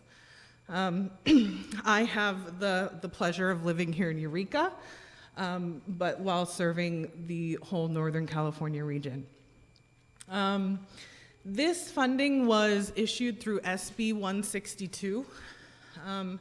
This is really exciting because this is really playing into the shift that we're seeing in economic development. So not just looking at economic development as profit and industrialization and exploitation. We're looking at economic development from the lenses of social equity, sustainability, and resiliency. And so it's pretty easy to see how the arts and creative community can really play in those efforts as we move forward in this initiative. And the first stage that we will be entering in with SURF is the planning stage. And each region will be allocated $5 million to be able to do some economic development planning research, and community engagement. So these planning tables will be kicking off here very soon, and the local Redwood Coast regional conveners, it's a shared endeavor between Arcata Economic Development Corporation, California Center for Rural Policy, as well as the North Coast Opportunities organization. So if you're not connected with those entities, please do so. I know Ursula and Amanda are here as well to be able to get engaged in that process. Do I click next for the contacts? Yeah. Oh, perfect. Yeah. So here's some contact information. You've got my information there, and then we also have coordinators in each of the regions. Jamie Winters, she's very new. She just came on last week. Wasn't able to be here today, but she's the Redwood Region Coordinator, as well as all the other representatives for the other areas. This is really, really exciting. I really hope that the arts community gets involved early in the planning stages so that the interests of the creative economy are included in this planning process. You know, arts connects to so many different areas of industry, and it's not only about the profit that arts generates, it's about the quality of life for the workforce, for the people that are living and working in our region. So thank you for this time. Please feel free to reach out for any questions or feedback. Thanks.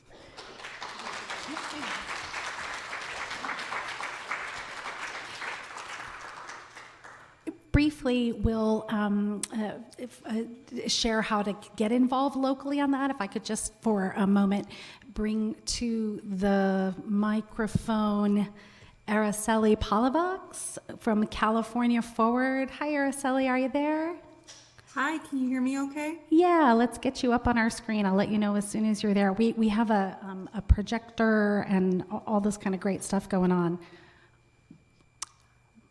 Okay, awesome. Mon, are you, yeah, thank you. And thank you for hanging in there with us. We've had this amazing, rich conversation that just needs more time and space. Okay, here she comes. No worries. I'm ready Great. when you are, if you want to just let me know. Yeah, go ahead and start your video. Okay, perfect. Well, you can see me. I wish that I could see your faces, but I'm glad to be here. Thank you, Julie and Tracy and the entire team at California for the Arts for the invitation to speak, and of course for your ongoing partnership. My name is Araceli Palafox, and I'm the Associate Director of Programs for California Forward, and I'm here on behalf of Ish, who unfortunately had another meeting conflict and wasn't able to join. But for those who might not be familiar with our organization, California Forward is a statewide 501c3 organization. We work across sectors to formulate triple bottom line solutions for policies, programs, and practices. We do our work through our California Stewardship Network, also known as CSN, who is made up of backbone regional organizations across the state. And they're really our coalition of steward leaders who are heavily involved in advancing our collective action agenda year round. And through them and through our work broadly, we remain committed to supporting the creative economy in our state. We recently launched our Creative Economy Work Group at our California Economic Summit for those who were able to join us in Bakersfield. It featured a DJ and all of that fun stuff. I didn't get a chance to be in that work group, but I heard it was a good one to attend. But through this work, we recognize that the creative economy continues to be a crucial part of our work. And we try to spread that message across the state in the spaces that we are invited to be a part of. With the California organization, before actually the launch of the SURF SFP, we co-hosted a set of listening sessions with all of you and in partnership with California for the Arts. And so we continue to serve as kind of the middle organization to provide the state and the region's feedback and support as the regions grapple with their goals and their projects. And we recognize that SURF is an opportunity to come together with a variety of stakeholders, but it must include the arts for the betterment of the whole region. And so the Creative Economy Work Group and our work with the creative economy is crucial for advancing the quality of life and creating an inclusive economic prosperity. And so we encourage all of the SURF regional conveners and all of the actors who take part in this to include this community in the SURF activities, and we'll continue to do that in our own involvement in SURF activities. So we invite everyone to stay involved and to get involved, and if folks are interested in getting connected to the work that we're a part of, I think folks might have our emails, but I'll be sure to share that with Tracy so that if anyone has any follow-up questions or want to get involved, you're able to reach out. But that concludes my comments. Tracy, thank you again. And I'll be sure to share my email and Ish's email in case folks want to reach out. Great. Thank you so much, Araceli. We were on a planning meeting with, I think, a dozen California Forward staff members a couple of months back. And of the 12 people, 8 of them have some connection to the arts as practicing artists themselves. And it was really powerful to see that visibility. So thank you so much, Araceli. Thank you. Thanks. I'm going to share my screen just to share some resources and then turn the floor back over to Leslie real quick, and then we'll get to the Creative Core listening session. So I'm going to just share a couple of these slides quickly. What did I do? That was scary. Come on. Oh, it says I'm screen sharing, but oh yeah, there we go. Oh, thank you so much. Well, let me get this out of the way. Okay, cool, real quick. I'll be so fast. Okay, so the contact slides will be shared with you, so I'm not gonna spend much time on these, or you can come up to me afterwards and take pictures with your phone. I'm available for that. And then this will be contact information for the Creative Core program. There are some statewide programs that'll offer opportunities for artists. And then of course the Upstates program that Eliza will talk about. And then we've also developed a resource. We're really committed to supporting your engaging in the economic development planning process. This website has, I wonder if it'll go there. We have data, case making, we're crowdsourcing reports and stories and model programs. We have a downloadable one sheet that talks about how arts arts, culture, and traditions intersect with economic development, different types of projects and goal areas, et cetera. So we're going to be building out this resource as the SURF program rolls out. I think it's a 2-year planning window that's going to identify projects and programs in regions that would be slated for funding, prioritize those for funding. So we definitely want to support you. And we're coaching we've been coaching different regions to come to the table as partners and be like, to offer to the SURF leaders, we have a trusted cultural space in a neighborhood you need to hear from. Can we partner with you on this? And we have other data sources you might not have access to, economic development person, let's connect. So we just really want to give you tools and support in this process. Okay. Let's bring Leslie up. And also, I just want to acknowledge that Kathy Moxon, the director of Redwood Coast Rural Action, is a member of the Stewardship Network for California Forward. Great. I just want to quickly bring up Amanda and Ursula, who are kind of part of the convener, the kind of convener designees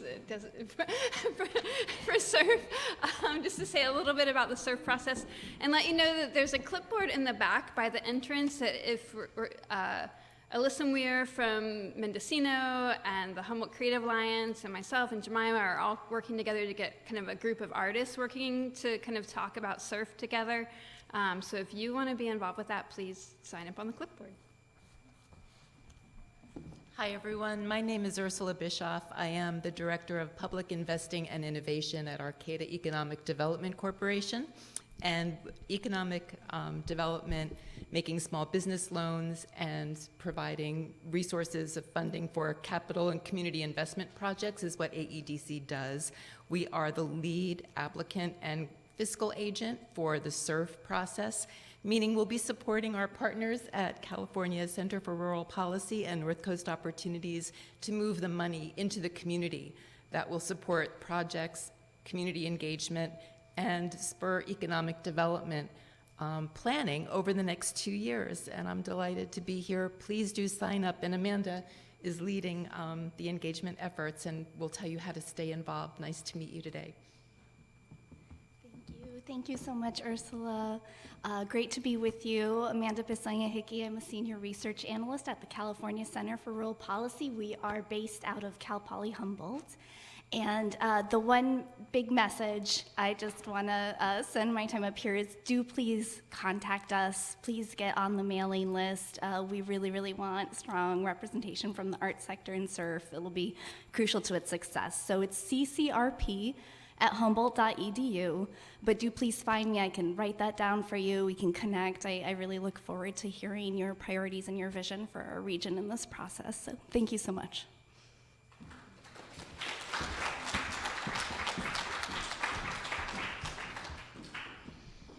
Great. Thank you so much for being present for this. And without further ado, I'd like to invite Eliza up to introduce the listening session. Eliza's been introduced a couple of times, but I'll just reiterate, she's a Californians for the Arts board member, yay, and also the director of the Nevada County Arts Council, and her team is developing the California Creative Corps program for upstate. Tracy, thank you so much. And may I ask our incredible tech people, it's one, isn't it? One, can I just get...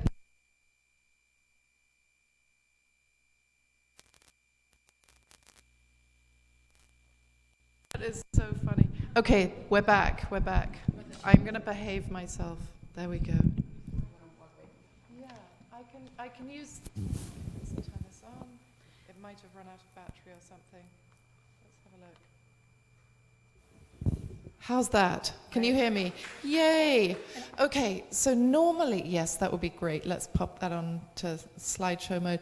Normally, when we do these listening sessions and we're going around the whole of the upstate region, so if you're thinking about a surf region that combines parts of the Sacramento region and then North State and the Redwood Coast region, I'm just so glad that you're all staying in the room with us, but I'm going to ask you a favor. Can you grab whatever on the floor and shunt your chairs forward about like the equivalent of 2 rows? Because I just want you to be much closer. Or, well, yeah, I kind of have to be here, because I'm all taped to this thing. I can run this for you if you want. No, it's fine, don't worry. Thanks so much, Tracy. And while you're doing that, I just want to shout out to Californians for the Arts, for whom I proudly serve their board of directors, for being such fabulous conveners. Tracy, thank you.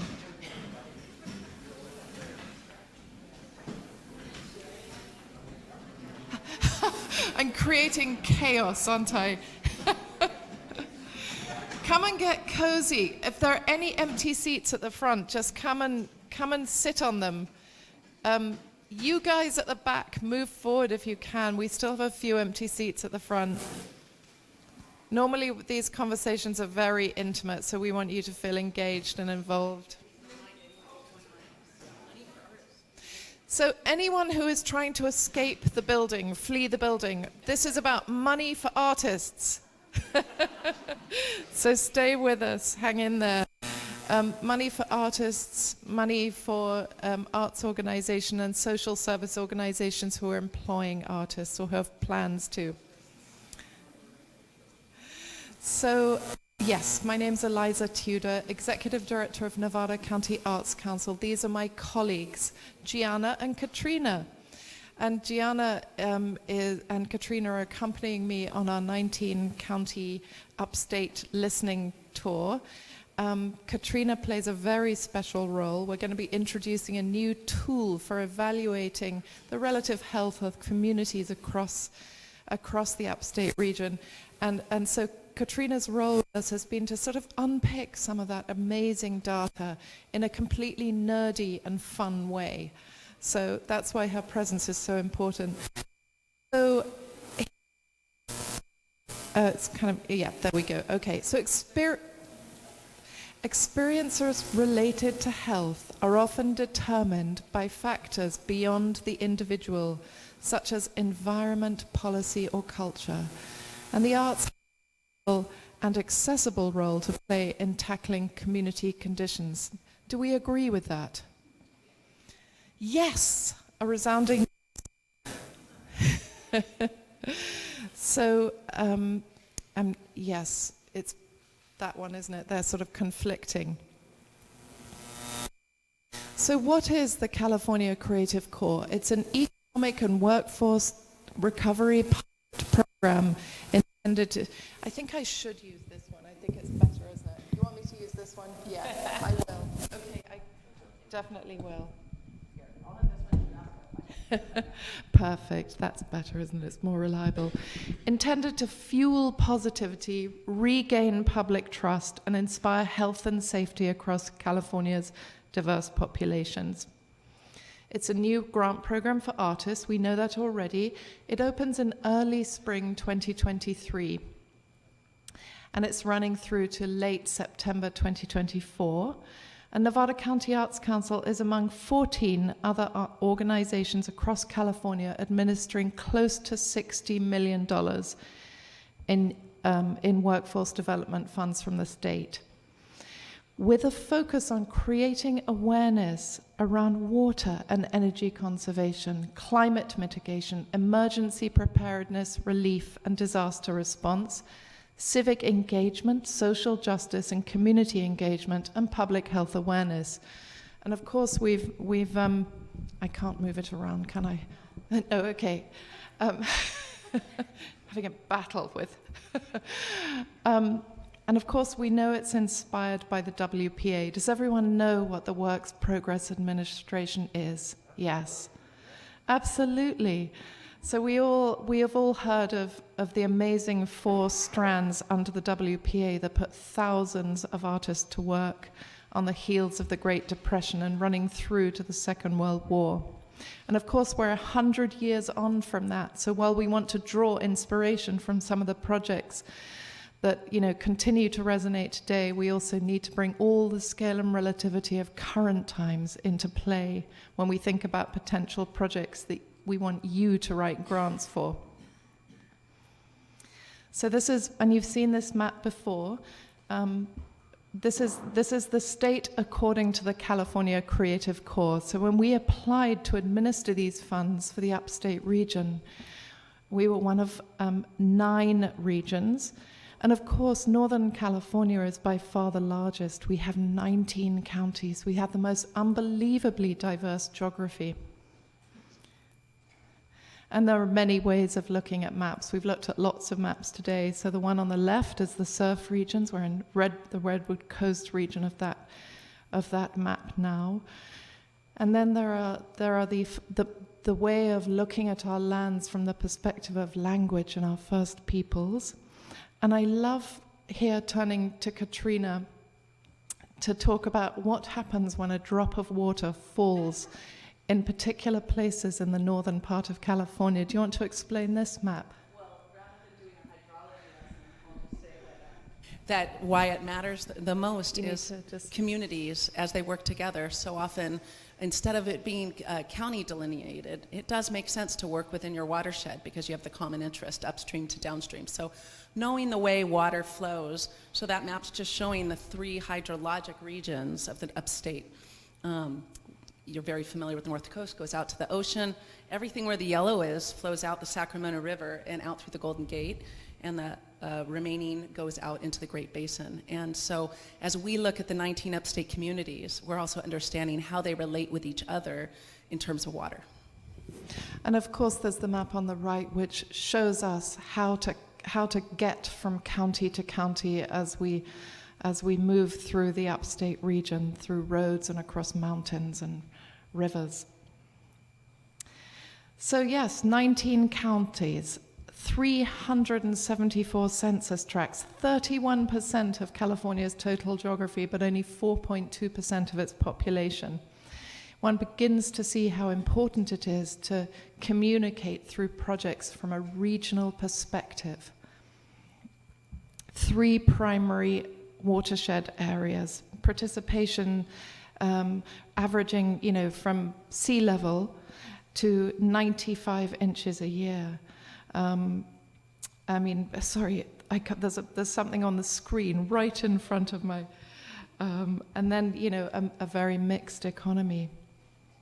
So we thought, how on earth are we going to be able to communicate with such diverse populations in such diverse geographies across the upstate region in what is the largest California Creative Core region? And we thought the thing that would make most sense to us is to put to work our state local partner program of county arts agencies. And we've made one exception to that, and that's here in Eureka, because we realize the incredible significance of the work that the Ink people is doing and the incredible regional footprint of the Ink people. And I realized very soon, immediately that wouldn't it be marvelous if Humboldt County Arts Council and the Ink people worked together to form part of our sort of inner circle, our work group of county arts agencies. And so that's what we're doing. So I'm very grateful to both Jemima and for Leslie for being great partners. They have no idea what they're in for.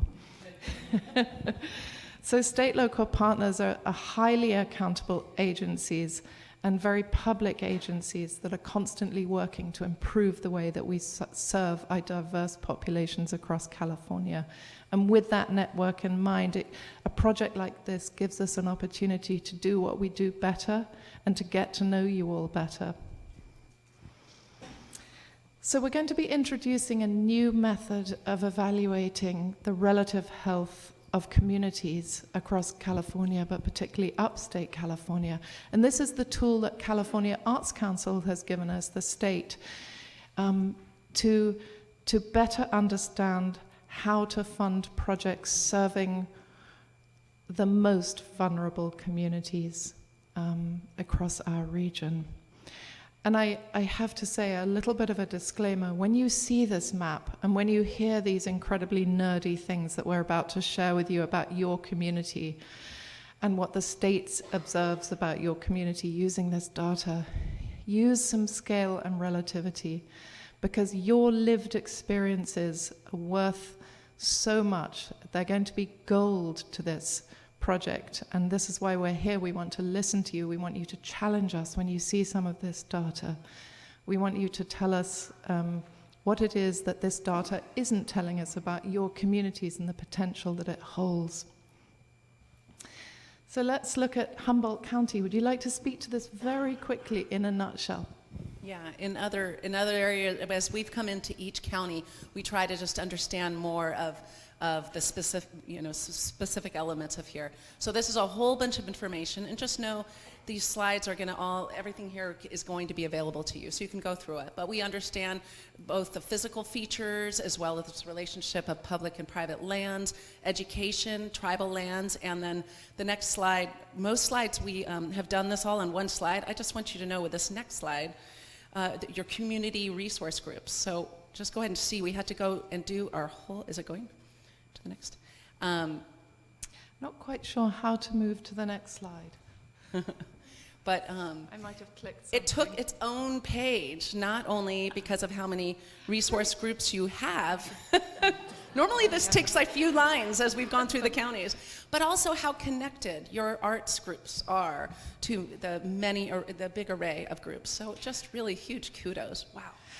One of the reasons we wanted to provide all of you with, at the very bare minimum at this point, in the research and development of the Creative Core program for the upstate region, is that every one of these slides will provide a clue for you as you consider the kinds of projects. If you're an artist, hands up who's an artist here. Fabulous. about half the room. And then social service organizations, representatives of, come on now, I don't believe it. Any environmental agencies or educators? Great. Units of government? Great. Some kind of nervous faces in the room. But this is the most hilarious slide, because in most counties that we go through, and I think this is our 11th or 12th counties in about 3 weeks or 4 weeks, we ask economic development, of course. Well, that goes without saying, duh.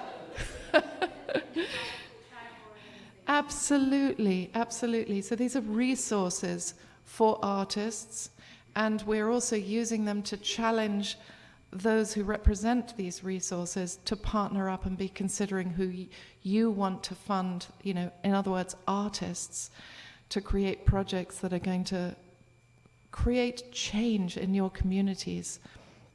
But I love this slide again because Leslie threw so many resource groups at us. We just couldn't believe it. Normally they fit onto the former slide, but obviously like Humboldt is like, wow. So you are ripe for creating some projects here. And just to say, we'll fly through this, even though this is a regional conversation.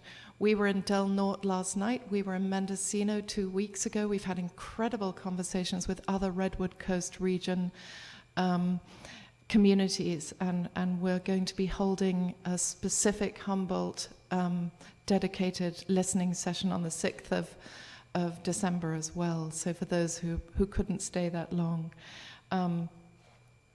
So yes, those are the regional but specific to counties that we've passed through already. So here is we're also sharing with you other ways to consider, you know, the map of the upstate region. We know that fire plays such a critical role in all our lives, both good and bad. This is a map of the history of fire in California, and you can probably guess that dating back, I think it's about 100 years, isn't it?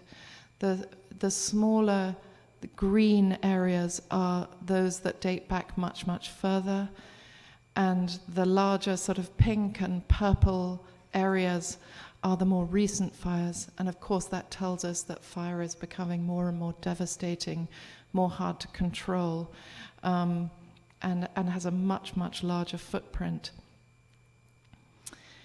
Would you like to talk to this slide, Katrina? Well, and again, just not only incredible with community resource groups, but the landscape, of course, here, abundance with beautiful, beautiful watersheds, large watersheds, incredible resources, just so much that is so stunning that you obviously know this. You're here, you live in such a beautiful place. But again, tying that in to looking at the larger element of the region. And one particular element we were tying in for understanding the different counties as they all relate with the Klamath River, especially with the dam removal projects and different ways communities might relate together into what that means for the region. So in other words, we're providing constant reminders of the idea of think big, think globally. So you may have some absolutely critical social justice, social awareness, opportunities to apply for grants that bring communities together and draw upon the incredible contributions that vulnerable communities, including our tribes, can offer, and wisdom. But also be thinking broadly, if you be thinking ambitiously. This is an opportunity. Many times when we're offered grant opportunities, they're very specific to very small areas of land. But this is an opportunity for you to think broadly and think about the things that connect you through your geography as well. And we'll be doing a live demonstration of the Healthy Places Index in a second. This is just to point out that when you're at home and in bed tonight and, you know, looking at the map and dreaming up projects, one very important correlation, which is incredibly clear to us when we review the data, is between race, ethnicity, and the degree to which a population is vulnerable, and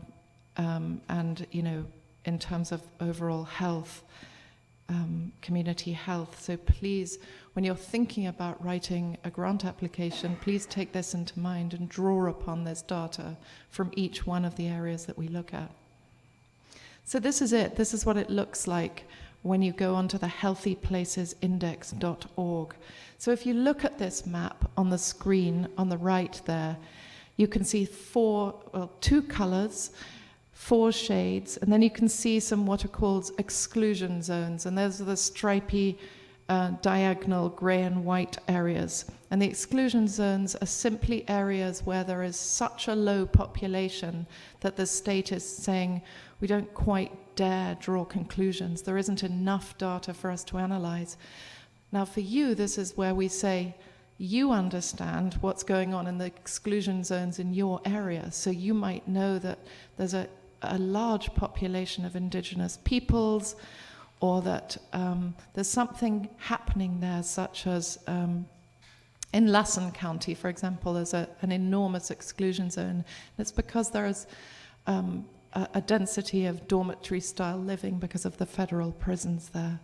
So, but it can be different in each community, and just because they're called exclusion zones, it doesn't mean that you needn't create a project around them. Sometimes your lived experience might be the thing around which you create a case for support to say, no, we want to focus on this exclusion zone. So what do we think looking at the map, which color do you think represents the most healthy communities? Take a guess. Could be. You think dark green? Yeah. And why? Money, they're rich, damn them.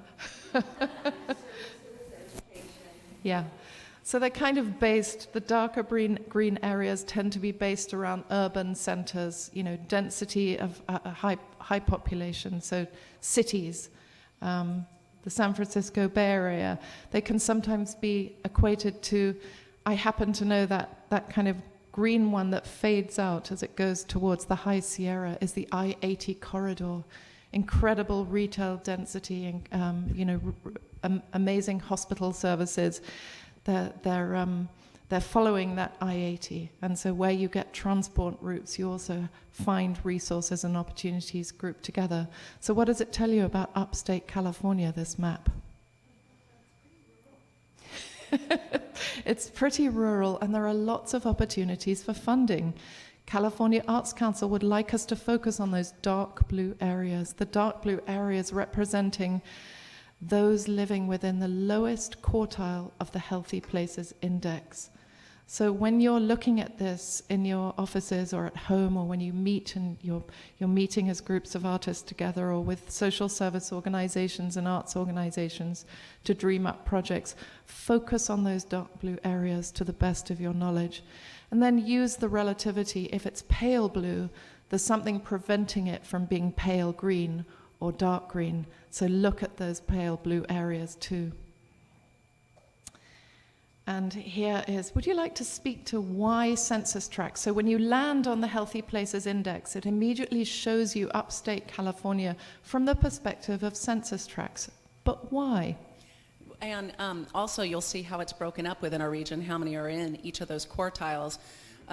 And it's based on the census tracts because they're stable there's stable lines that over time aren't going to change. So you're able to compare from decade to decade because it's based on geographic features like rivers or roads. So the only way it changes is sometimes they merge or sometimes they split, but otherwise the boundaries stay the same. Great.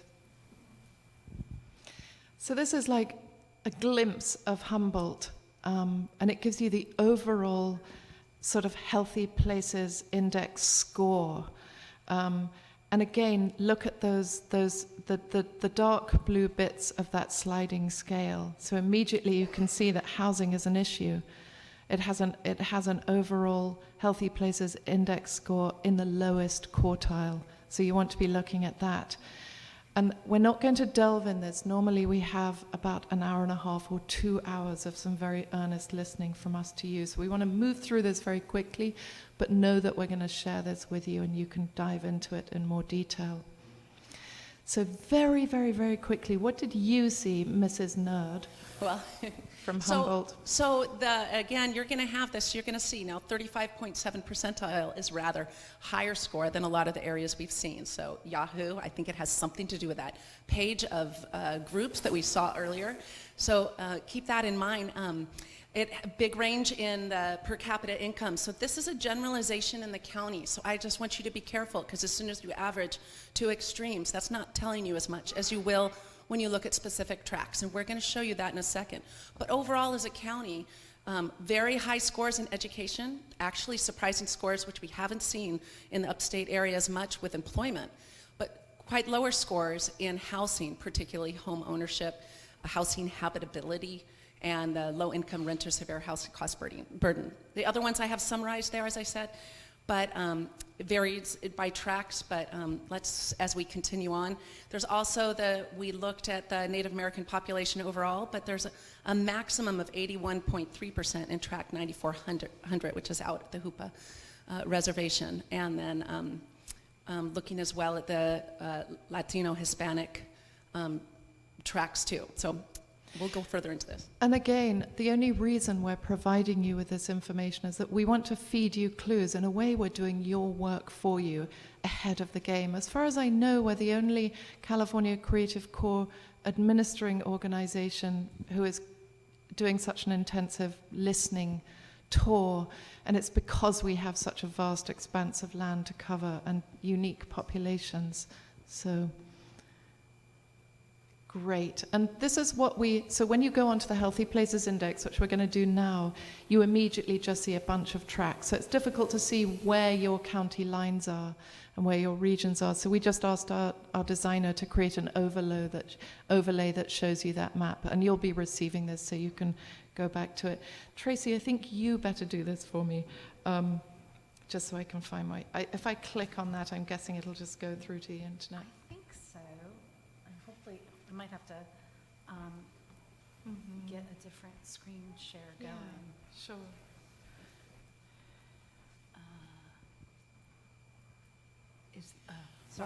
While they're doing that, I want to say, since we aren't going to have as much time going through this, we're going to approach this looking at a quick track, just showing you those indicators, showing the clues. Eliza's going to show you as well some language that's in there that tells you why these different variables are important, which again can really help guide you of justifying why the project will play a strong role. You also, though, if you have a particular area you're super interested in, you can look at that indicator and skip from track to track to track and see how it scores everywhere within Humboldt County or the region you're thinking about. So there are a lot of options with this that we won't be able to demonstrate here, but it is fun to fool around with. You don't have to be a data nerd to enjoy this, by the way. Well, you don't have to. You can become one, I know. And you know, it's so interesting because when we looked at this, in one way it's kind of, you know, the creative part of me as an arts administrator sort of wants to die a little when I look at this. And I think, if I feel like this, what do artists feel like? This is such an amazing burden. You know, the state is asking you to create public awareness campaigns around issues that are critical to society. This language just wasn't used, you know, in the past, over the millennia. It's kind of crazy. So how do we help you preserve the dignity of the artist? And I say that to organizations who are hoping to work with artists in the room. Hold the dignity of the artist close and consider what that means. So here we are, and let's expand and go up to upstate. And always remember the colors again. This is according to the Healthy Places Index. And as we've gone county to county, we've learned very clearly we might have some different metrics that we wish could be measured. So never feel that your factors that matter to you, that determine healthy living, cannot be considered as well. So look at the incredible differences that are going on in Humboldt. You can see an exclusion there right by the coast. You would be able to tell us what that actually means. You can see pale green areas which look like it's tending towards health, but there will be something, if you happen to be closely aligned with organizations that serve those pale green areas, and you're passionate about a cause, and you think that this map is missing something, dive into the map and pull out what it is that's making it pale green and not dark green. We're kind of using, I'm using very kind of unscientific, pale green, dark green, but whatever. Anyway, let's look at some of those dark blue areas. Where shall I go, Katrina? Well, I'd say either you can go to the Hoopa tract, which is out there, or one of the ones in Eureka. You mean this one here, or which one would you like me to? You guys are a little north. You want to see Eureka? Yeah. I'd Okay. say do tract 1. Can you get to tract 1? Yep, great. So notice when I double click, there we go. When I click on a tract, any tract, this bar opens up on the left-hand side, and this immediately tells you, just specific to that tract, what's going on. And it's telling you it has an overall HPI score of 12.8%. That means that only 12.8% of any other tract in California is as unhealthy as this tract. I know. So this kind of lends itself to creating some sort of oh, there we go. Okay, great. And then here are all your clues for that tract. So these are the factors, the indices, the markers that the California Healthy Places Index is through which is determining the relative health of communities across California. It's taking into account economic factors connected to education, our social lives, transportation, neighborhood, housing, clean environment, and healthcare access. When we looked at this, and the more we travel across rural upstate California, the more the feedback and the understanding that we're receiving is that these indices were very much geared, they were built by folks that live in big cities. Do you want to explain how that is, Katrina? How it was based on, yeah. We're getting the feedback, aren't we? Yeah. Mm-hmm. Well, especially if you, even opening up things like neighborhood. The factors that are here, we tend to score really high because the tree canopy brings everything up quite a bit. But there can be a lot of places we've gone through where it's looked at this particular tract, obviously scoring very high with retail density and park access. Overall, for the upstate region, those tend to score quite low and can draw the score down. But we all know we're not necessarily choosing to live in these places because we want these shopping malls right next to us. So there is a challenge for us to consider, again, what are the healthy place indicators for us?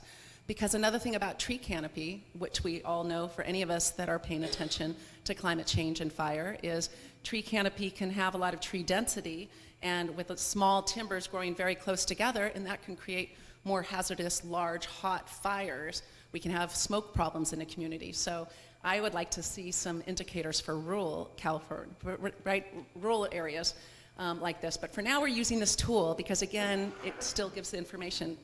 So when you see very dry explanations for things that apparently determine health, such as park access, is probably one of the more reasonable ones, isn't it?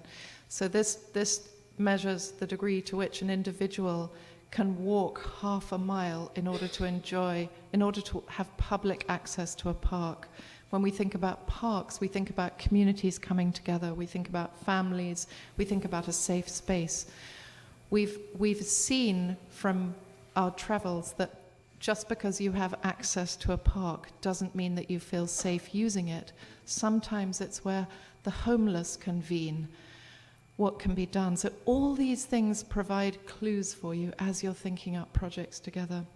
So anything you'd like me to look at here, Katrina? I think there's a lot that you'll notice up here. I'd say if there's anything any of you particularly would like to see about this track. Which factor? I'm interested in this track in the healthcare. So you said healthcare access is low.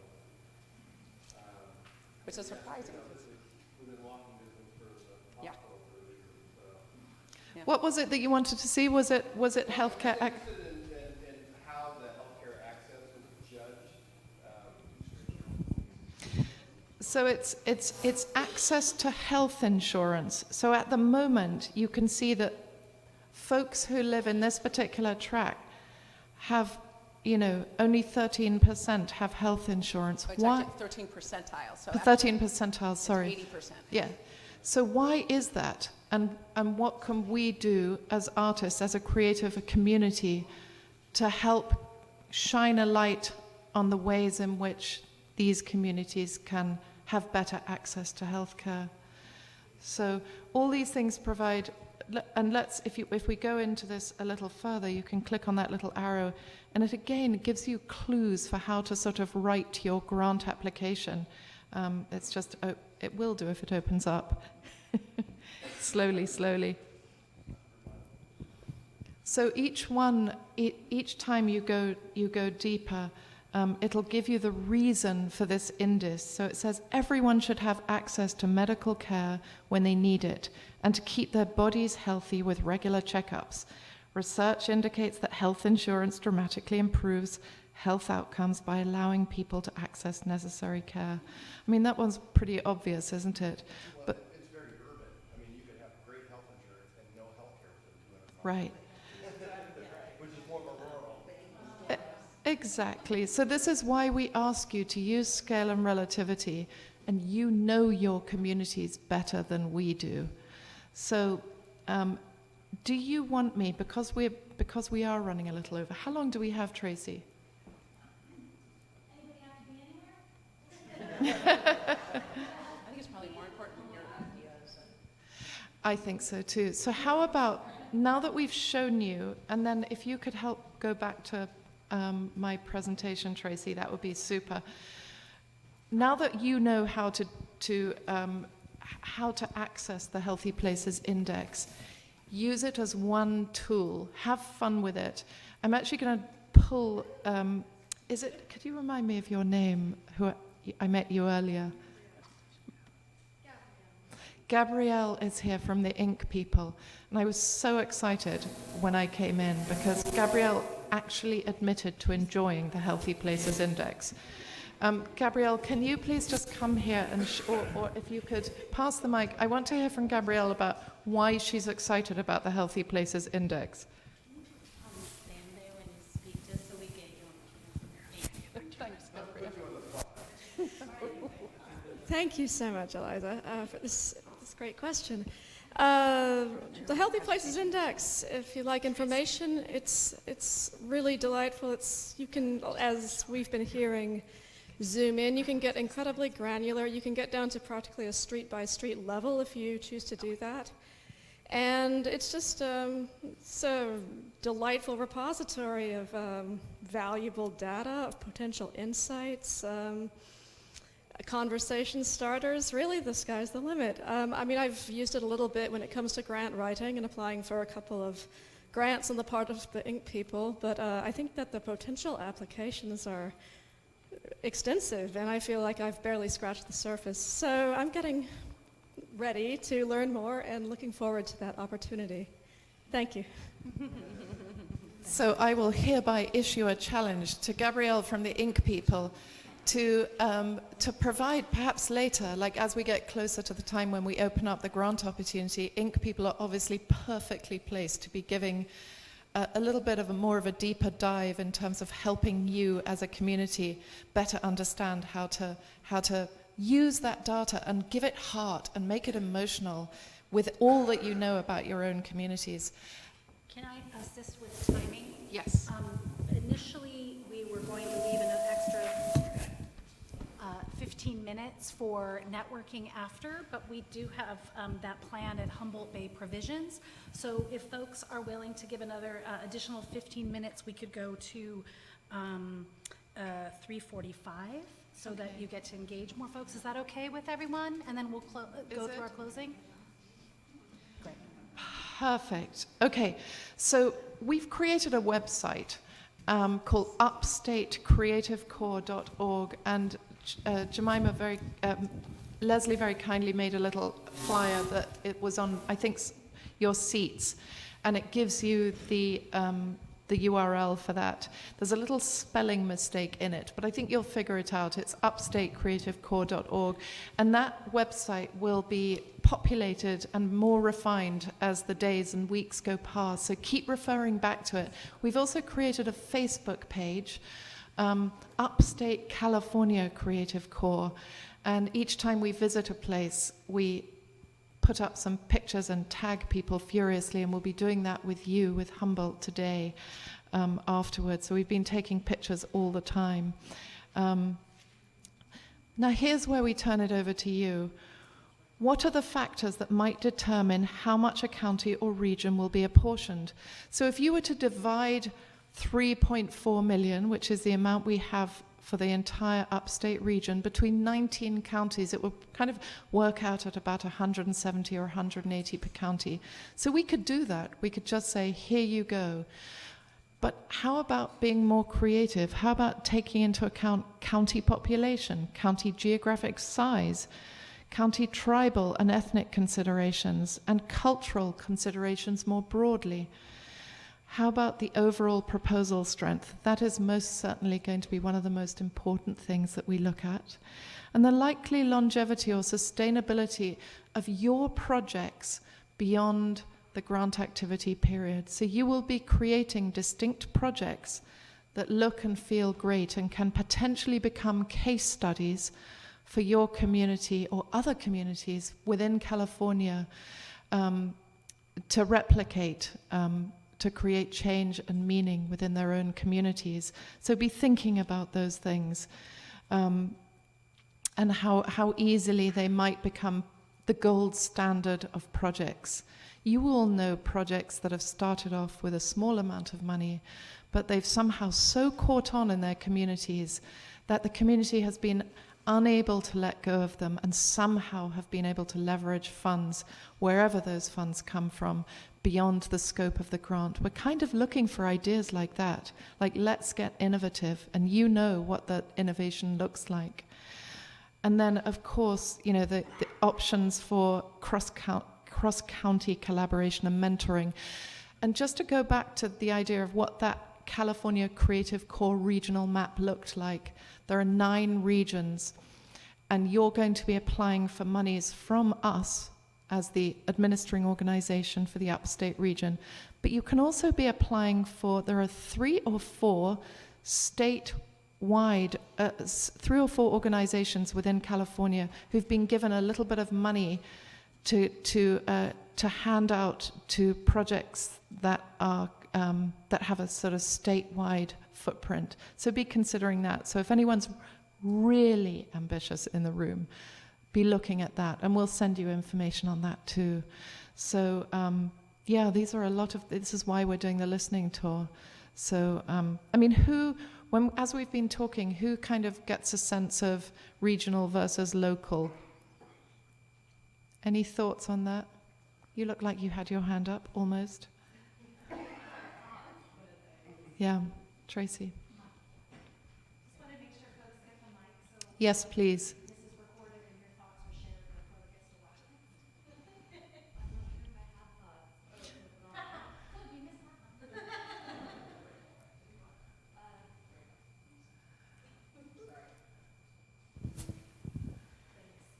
I mean, just thinking about the different ways we've looked at the maps, and also coming from Trinidad, which I think has Speak up a little. Oh yeah, coming up from Trinidad, which I think has an official population of like 300 and something, and how local versus regional can actually be like a very scalable concept in and of itself. Yeah, yep, yep. Have you got some ideas already? Of projects? Oh yeah. Come on, do you want to share one? Give us a clue. My background is with like advocacy around death and dying, and I've worked with a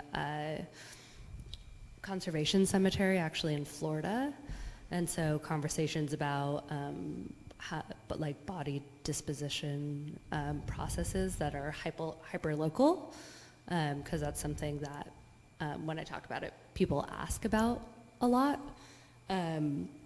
but also the property that my family has is on a very beautiful coastal plot, and thinking about providing like equitable access to not just artists who may not have monetary resources, but also who haven't had the chance for like an on-site installation or working in a space that might connect to environmental thought processes as well. I love it. Love it, love it. Also, just a thought here. Don't forget, as we've looked at, these different ways of looking at maps and geography in general, be thinking too, are there entities that could provide funding through which you could leverage further funding? So for example, community foundations. Like, we'll be encouraging Inc. people and Humboldt County Arts Council to have conversations with your community foundation. I know that in Nevada County, we're already in conversation with, we have a community foundation on the eastern High Sierra part, where there are incredible inequities, and we're already talking, guys, we want you to match, unrestricted funds for every project that we fund in eastern Nevada County, for example. Community foundations are generally really interested in issues that are critical to society. Bring these issues to your community foundation, start talking about it. Bring it to your county board of supervisors and your cities, and start having conversations and roundtable discussions. So this is the first listening session for you. Go away and have more conversations yourselves. Yes. I just want to say something real quick, because we are documenting the session, Eliza. So if everybody that speaks, if they could come this way and face the camera and carry the conversation here, I'd really appreciate it. Wonderful. In other words, we want the camera to see your face. And we're going to keep each thought kind of quite brief and succinct, so that those folks who might not have otherwise, we might not have heard from today, can also get to them. I'll have to overcome my natural shyness. And for people in the room, they know what that's about. I'm a data nerd, so I love this kind of stuff, and so that's why I keep asking to dive down. But I just want one caution about looking at census data is it's always looking backwards.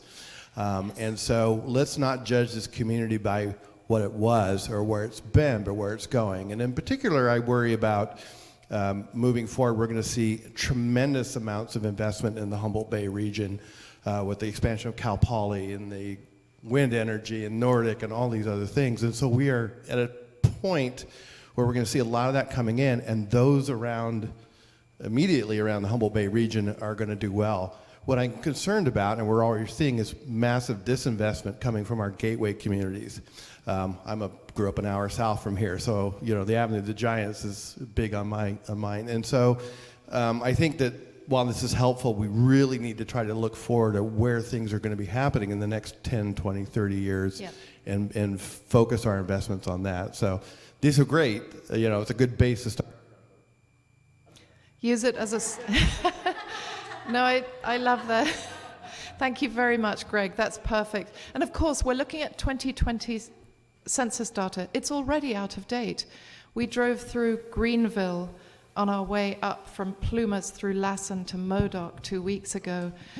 And this is a town that's been completely decimated since this map drew the data. So it's already out of date. So we know that. Use it as a springboard.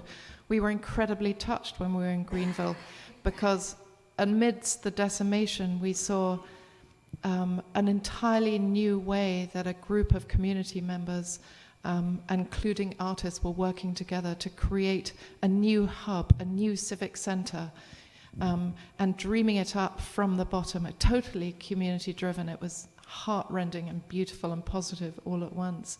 So yes, very much be looking forward. And this is where partnerships will become important, because artists, you have incredible vision. And then there are social service organizations and arts organizations and units of government that you can be working with that will be the perfect complement to build the capacity that you need and provide the data and the kind of understanding to do something great together. Anyone else? Yeah.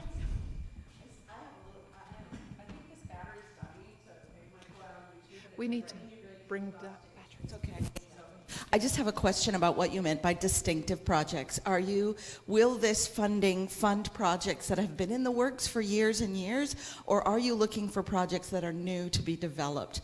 Because for me, in this rural area, that makes a difference into how much I can apply for or what can happen. Absolutely. And we've received this question a lot in upstate California, and I think it might be it might lend a rural dimension, the question. Often there are incredibly valuable projects that we as communities have been dreaming up and have failed to thrive for no other reason that they don't tick the boxes on the average grant application. I have to ask California Arts Council about this. It's so the more questions we get, the more I can go back and ask California Arts Council. Normally when you apply for funding from the Arts Council, it's for new projects, especially when you apply for those impact project type things. We love the question, and believe me, I know exactly where you're coming from, so back to you on that. So anyone at the back that we haven't heard of? Anyone that hasn't spoken yet? Yes, please come forward.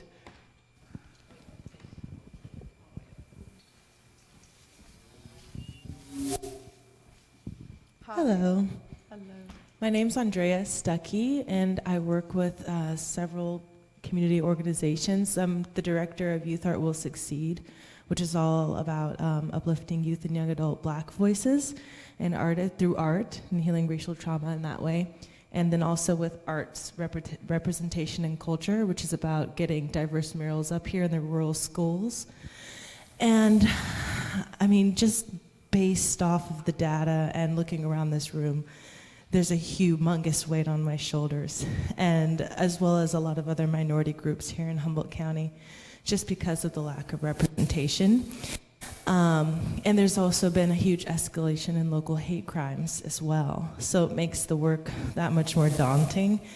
So I'm just excited to see how, as we're moving forward, we can think about what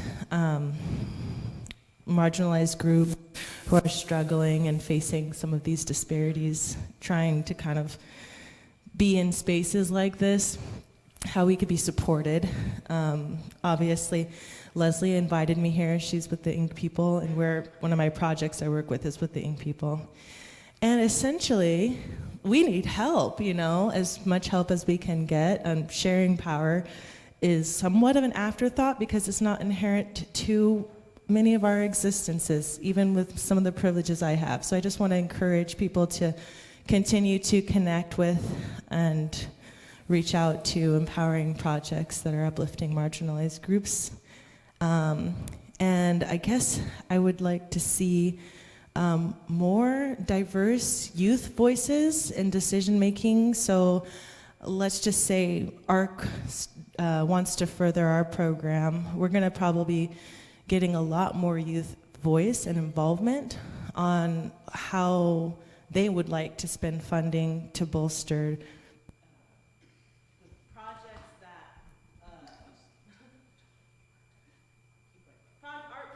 that reflect their identity. So, you know what I mean? Or things that youth want to see happen, because there's a huge, huge feeling of despair in younger generations inheriting the world right now, but specifically focusing on minority youth in Humboldt County facing a lot of the weird discrimination that they have to face. Come and stand here. I just wanted to say that there's a lot of pressure, right? So the more that we can look at them at eye level and get them involved in spaces where there's decision making, the more that we can prepare them for filling these roles in the community and helping to balance out some of the ethnic disparity that we see. Like, we live in a county where there's only 1% Black population, but I know that Cal Poly brings in a lot more, but they don't stay because there's hate crimes. But also, again, there's a lot of work to be done in the area of equity, and it, you know, connects to a lot of the other issues that we see here in Humboldt. But they just compound in those smaller communities. So just think about that. And also, I'm really excited for the opportunities that are being brought forth today. Thanks for listening.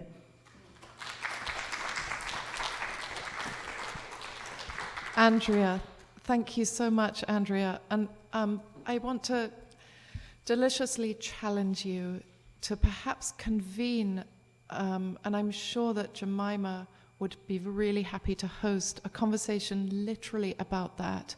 It just sounds like a fantastic foundation for a conversation that's specific to this, because it combines intergenerational, learning and collaboration with the idea that we are looking to a brighter future. So let's just build it together. Jemima, thank you for nodding your head at me and not despairing.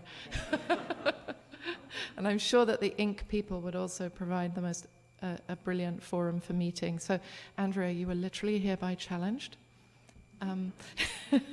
Anyone else in the back? Are you but feeling inspired? I hate to call upon specific people. Yes. Sorry, yes. Come forward, please, and come and stand over here so that the camera can catch you too. Oh, great.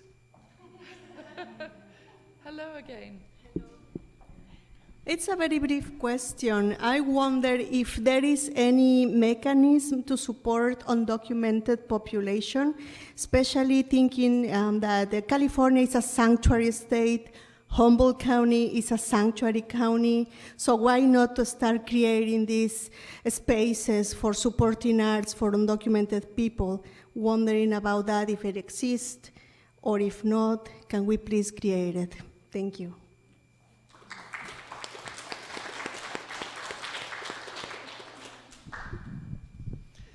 Thank you so much. Has anyone heard of Undocupoets?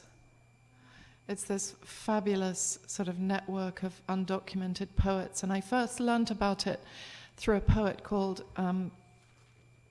Marcelo Hernandez Castillo. Anyone heard of him? The most gorgeous young Latinx poet who lives locally to us and is now thriving. But I really encourage, that's another whole conversation, isn't it? So gather here in the Morris Graves or the Inc. People's Facility, and let's have a whole conversation about that and bring artists of different disciplines together and turn the question over to those artists, like how can we create awareness for and support for, because we know that it's connected to health, and start using the Healthy Places Index just enough to inspire that conversation and that project development. Anyone else? 8 minutes. Come on, guys, we want some more ideas from you. One of the things we'd like to hear from you about is too, what should the grant sizes be? What's meaningful for you? As artists, is it $1,000 for 1 month? Is it $5,000 for a residency? Is it 20? What should a regional size grant be? We really want to hear from you. And there's someone at the back who'd like to come and talk, so you have to whiz up to the front.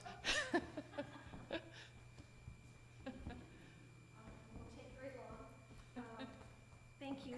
I just wanted to mention. Okay. I worked for a number of years for the Arts and Corrections program up at Pelican Bay. Another artist is here who also did Del Arte. And the jail here, the Humboldt County Correctional Facility, we've been talking for years about trying to figure out a way to bring artists in to present classes, arts workshops. So that's a particular area that I think would be really, I've talked to Jemima about this, so that's what I'm interested in. Thank you. Thank you so much. Does that resonate with anyone in the room? Yeah, great.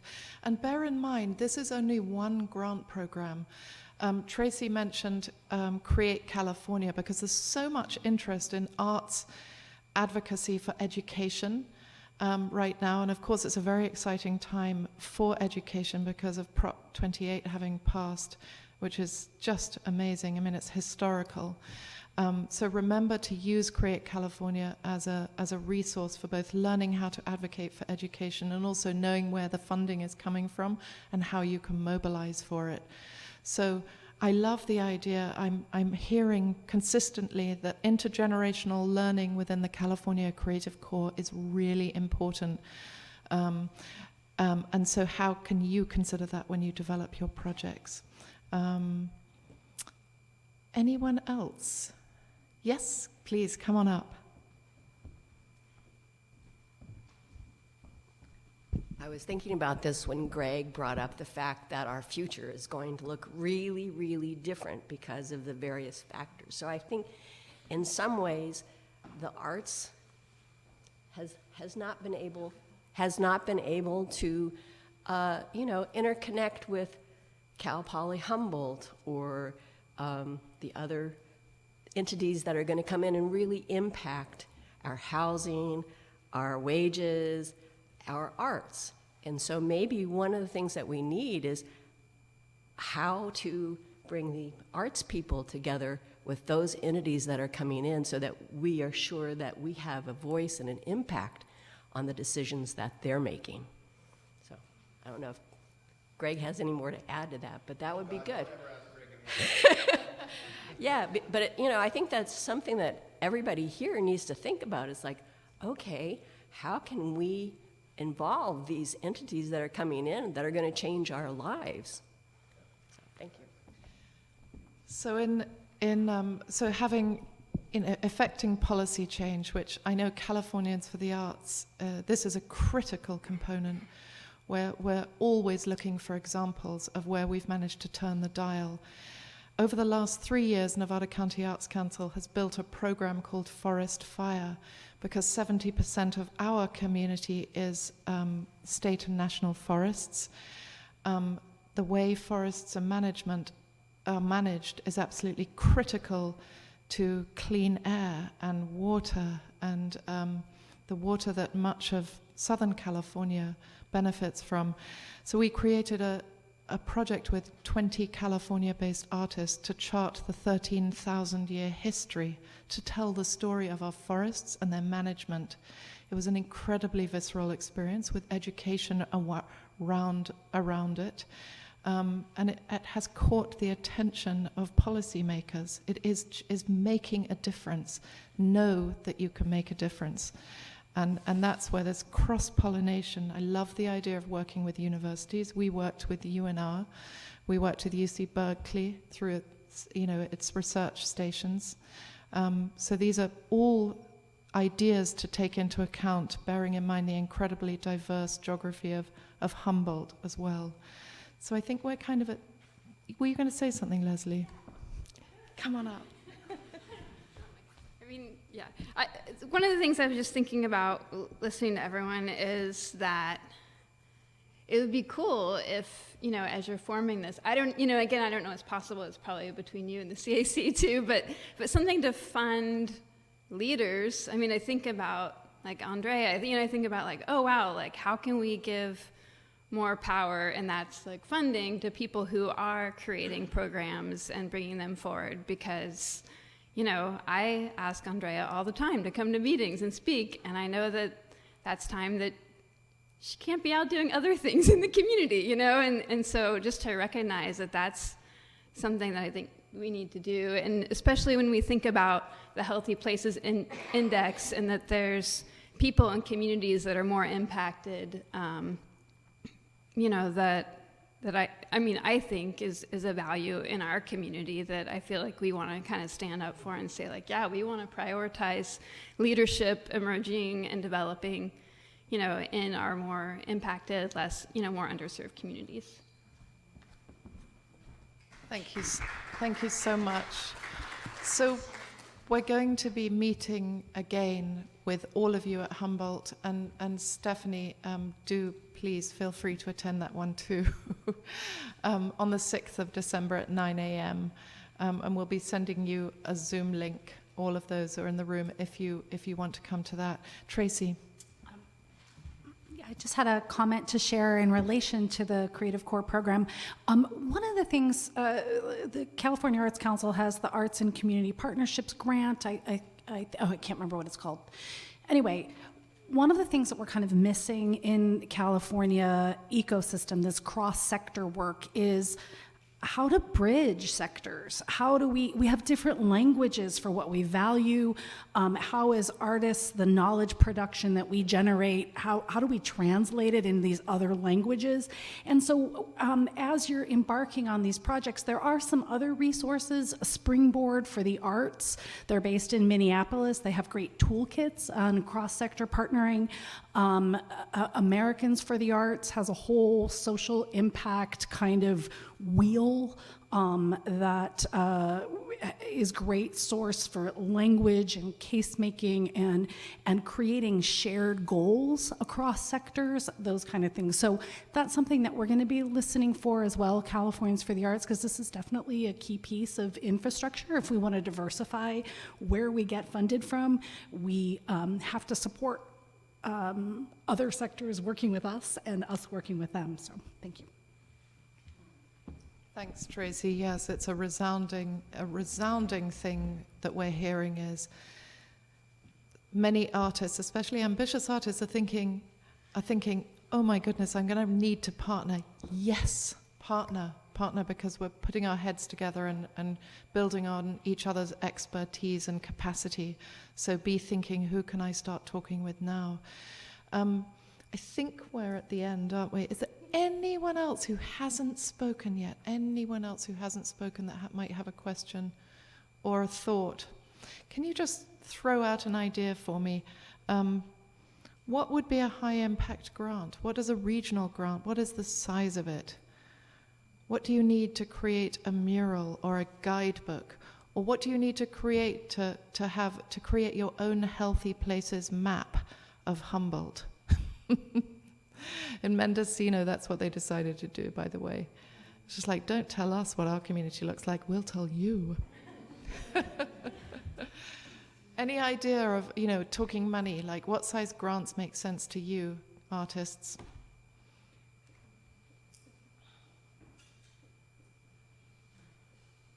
Andrea. Come up here. Sorry.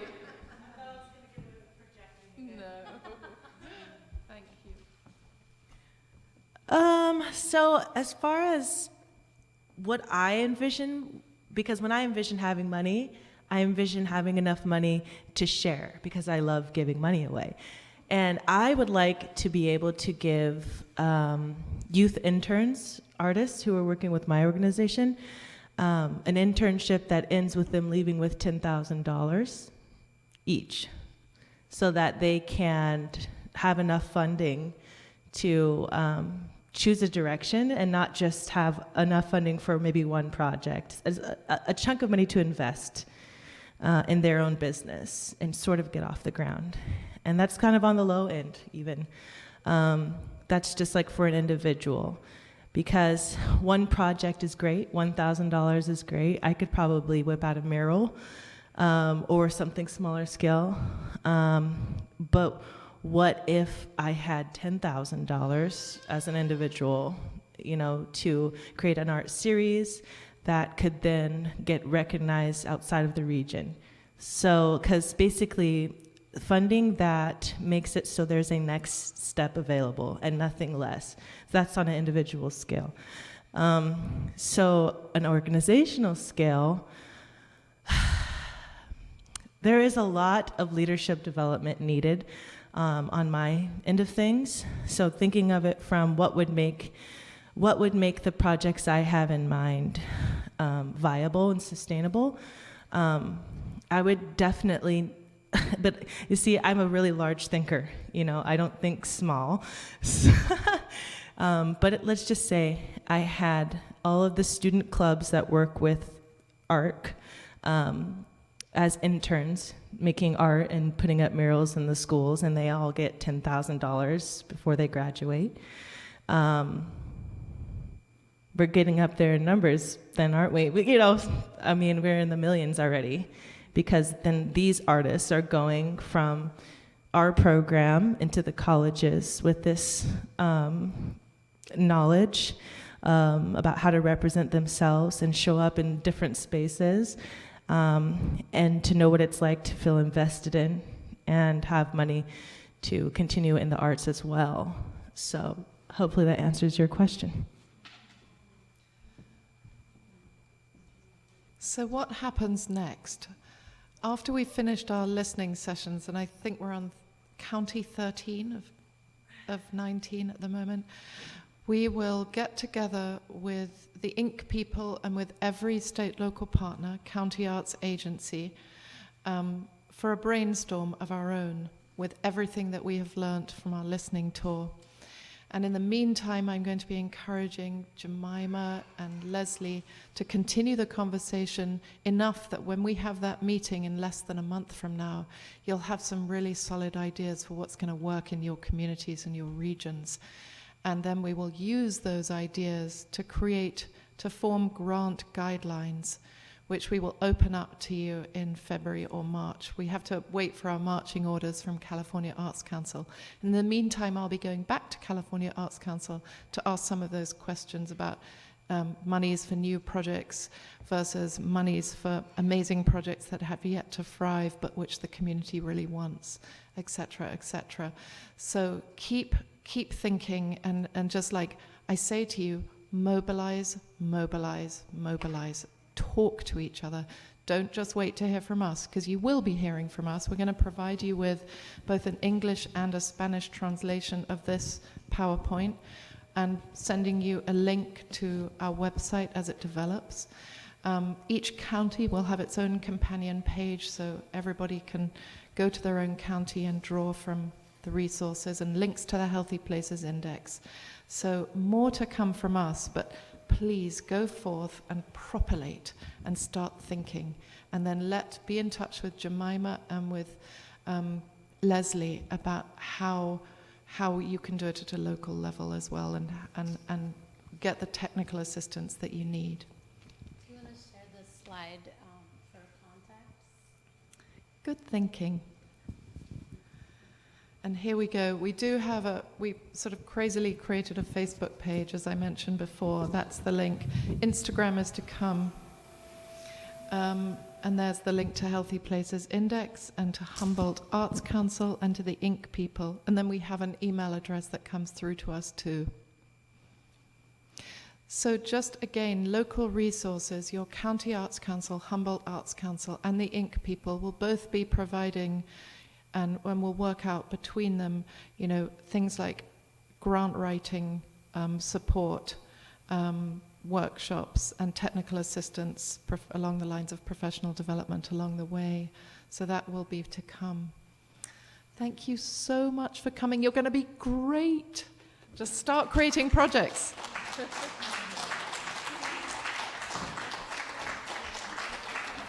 So, wait. Just real quick, how to get involved. Calder, I wanted to bring you up and talk about the Humboldt Creative Alliance real quick.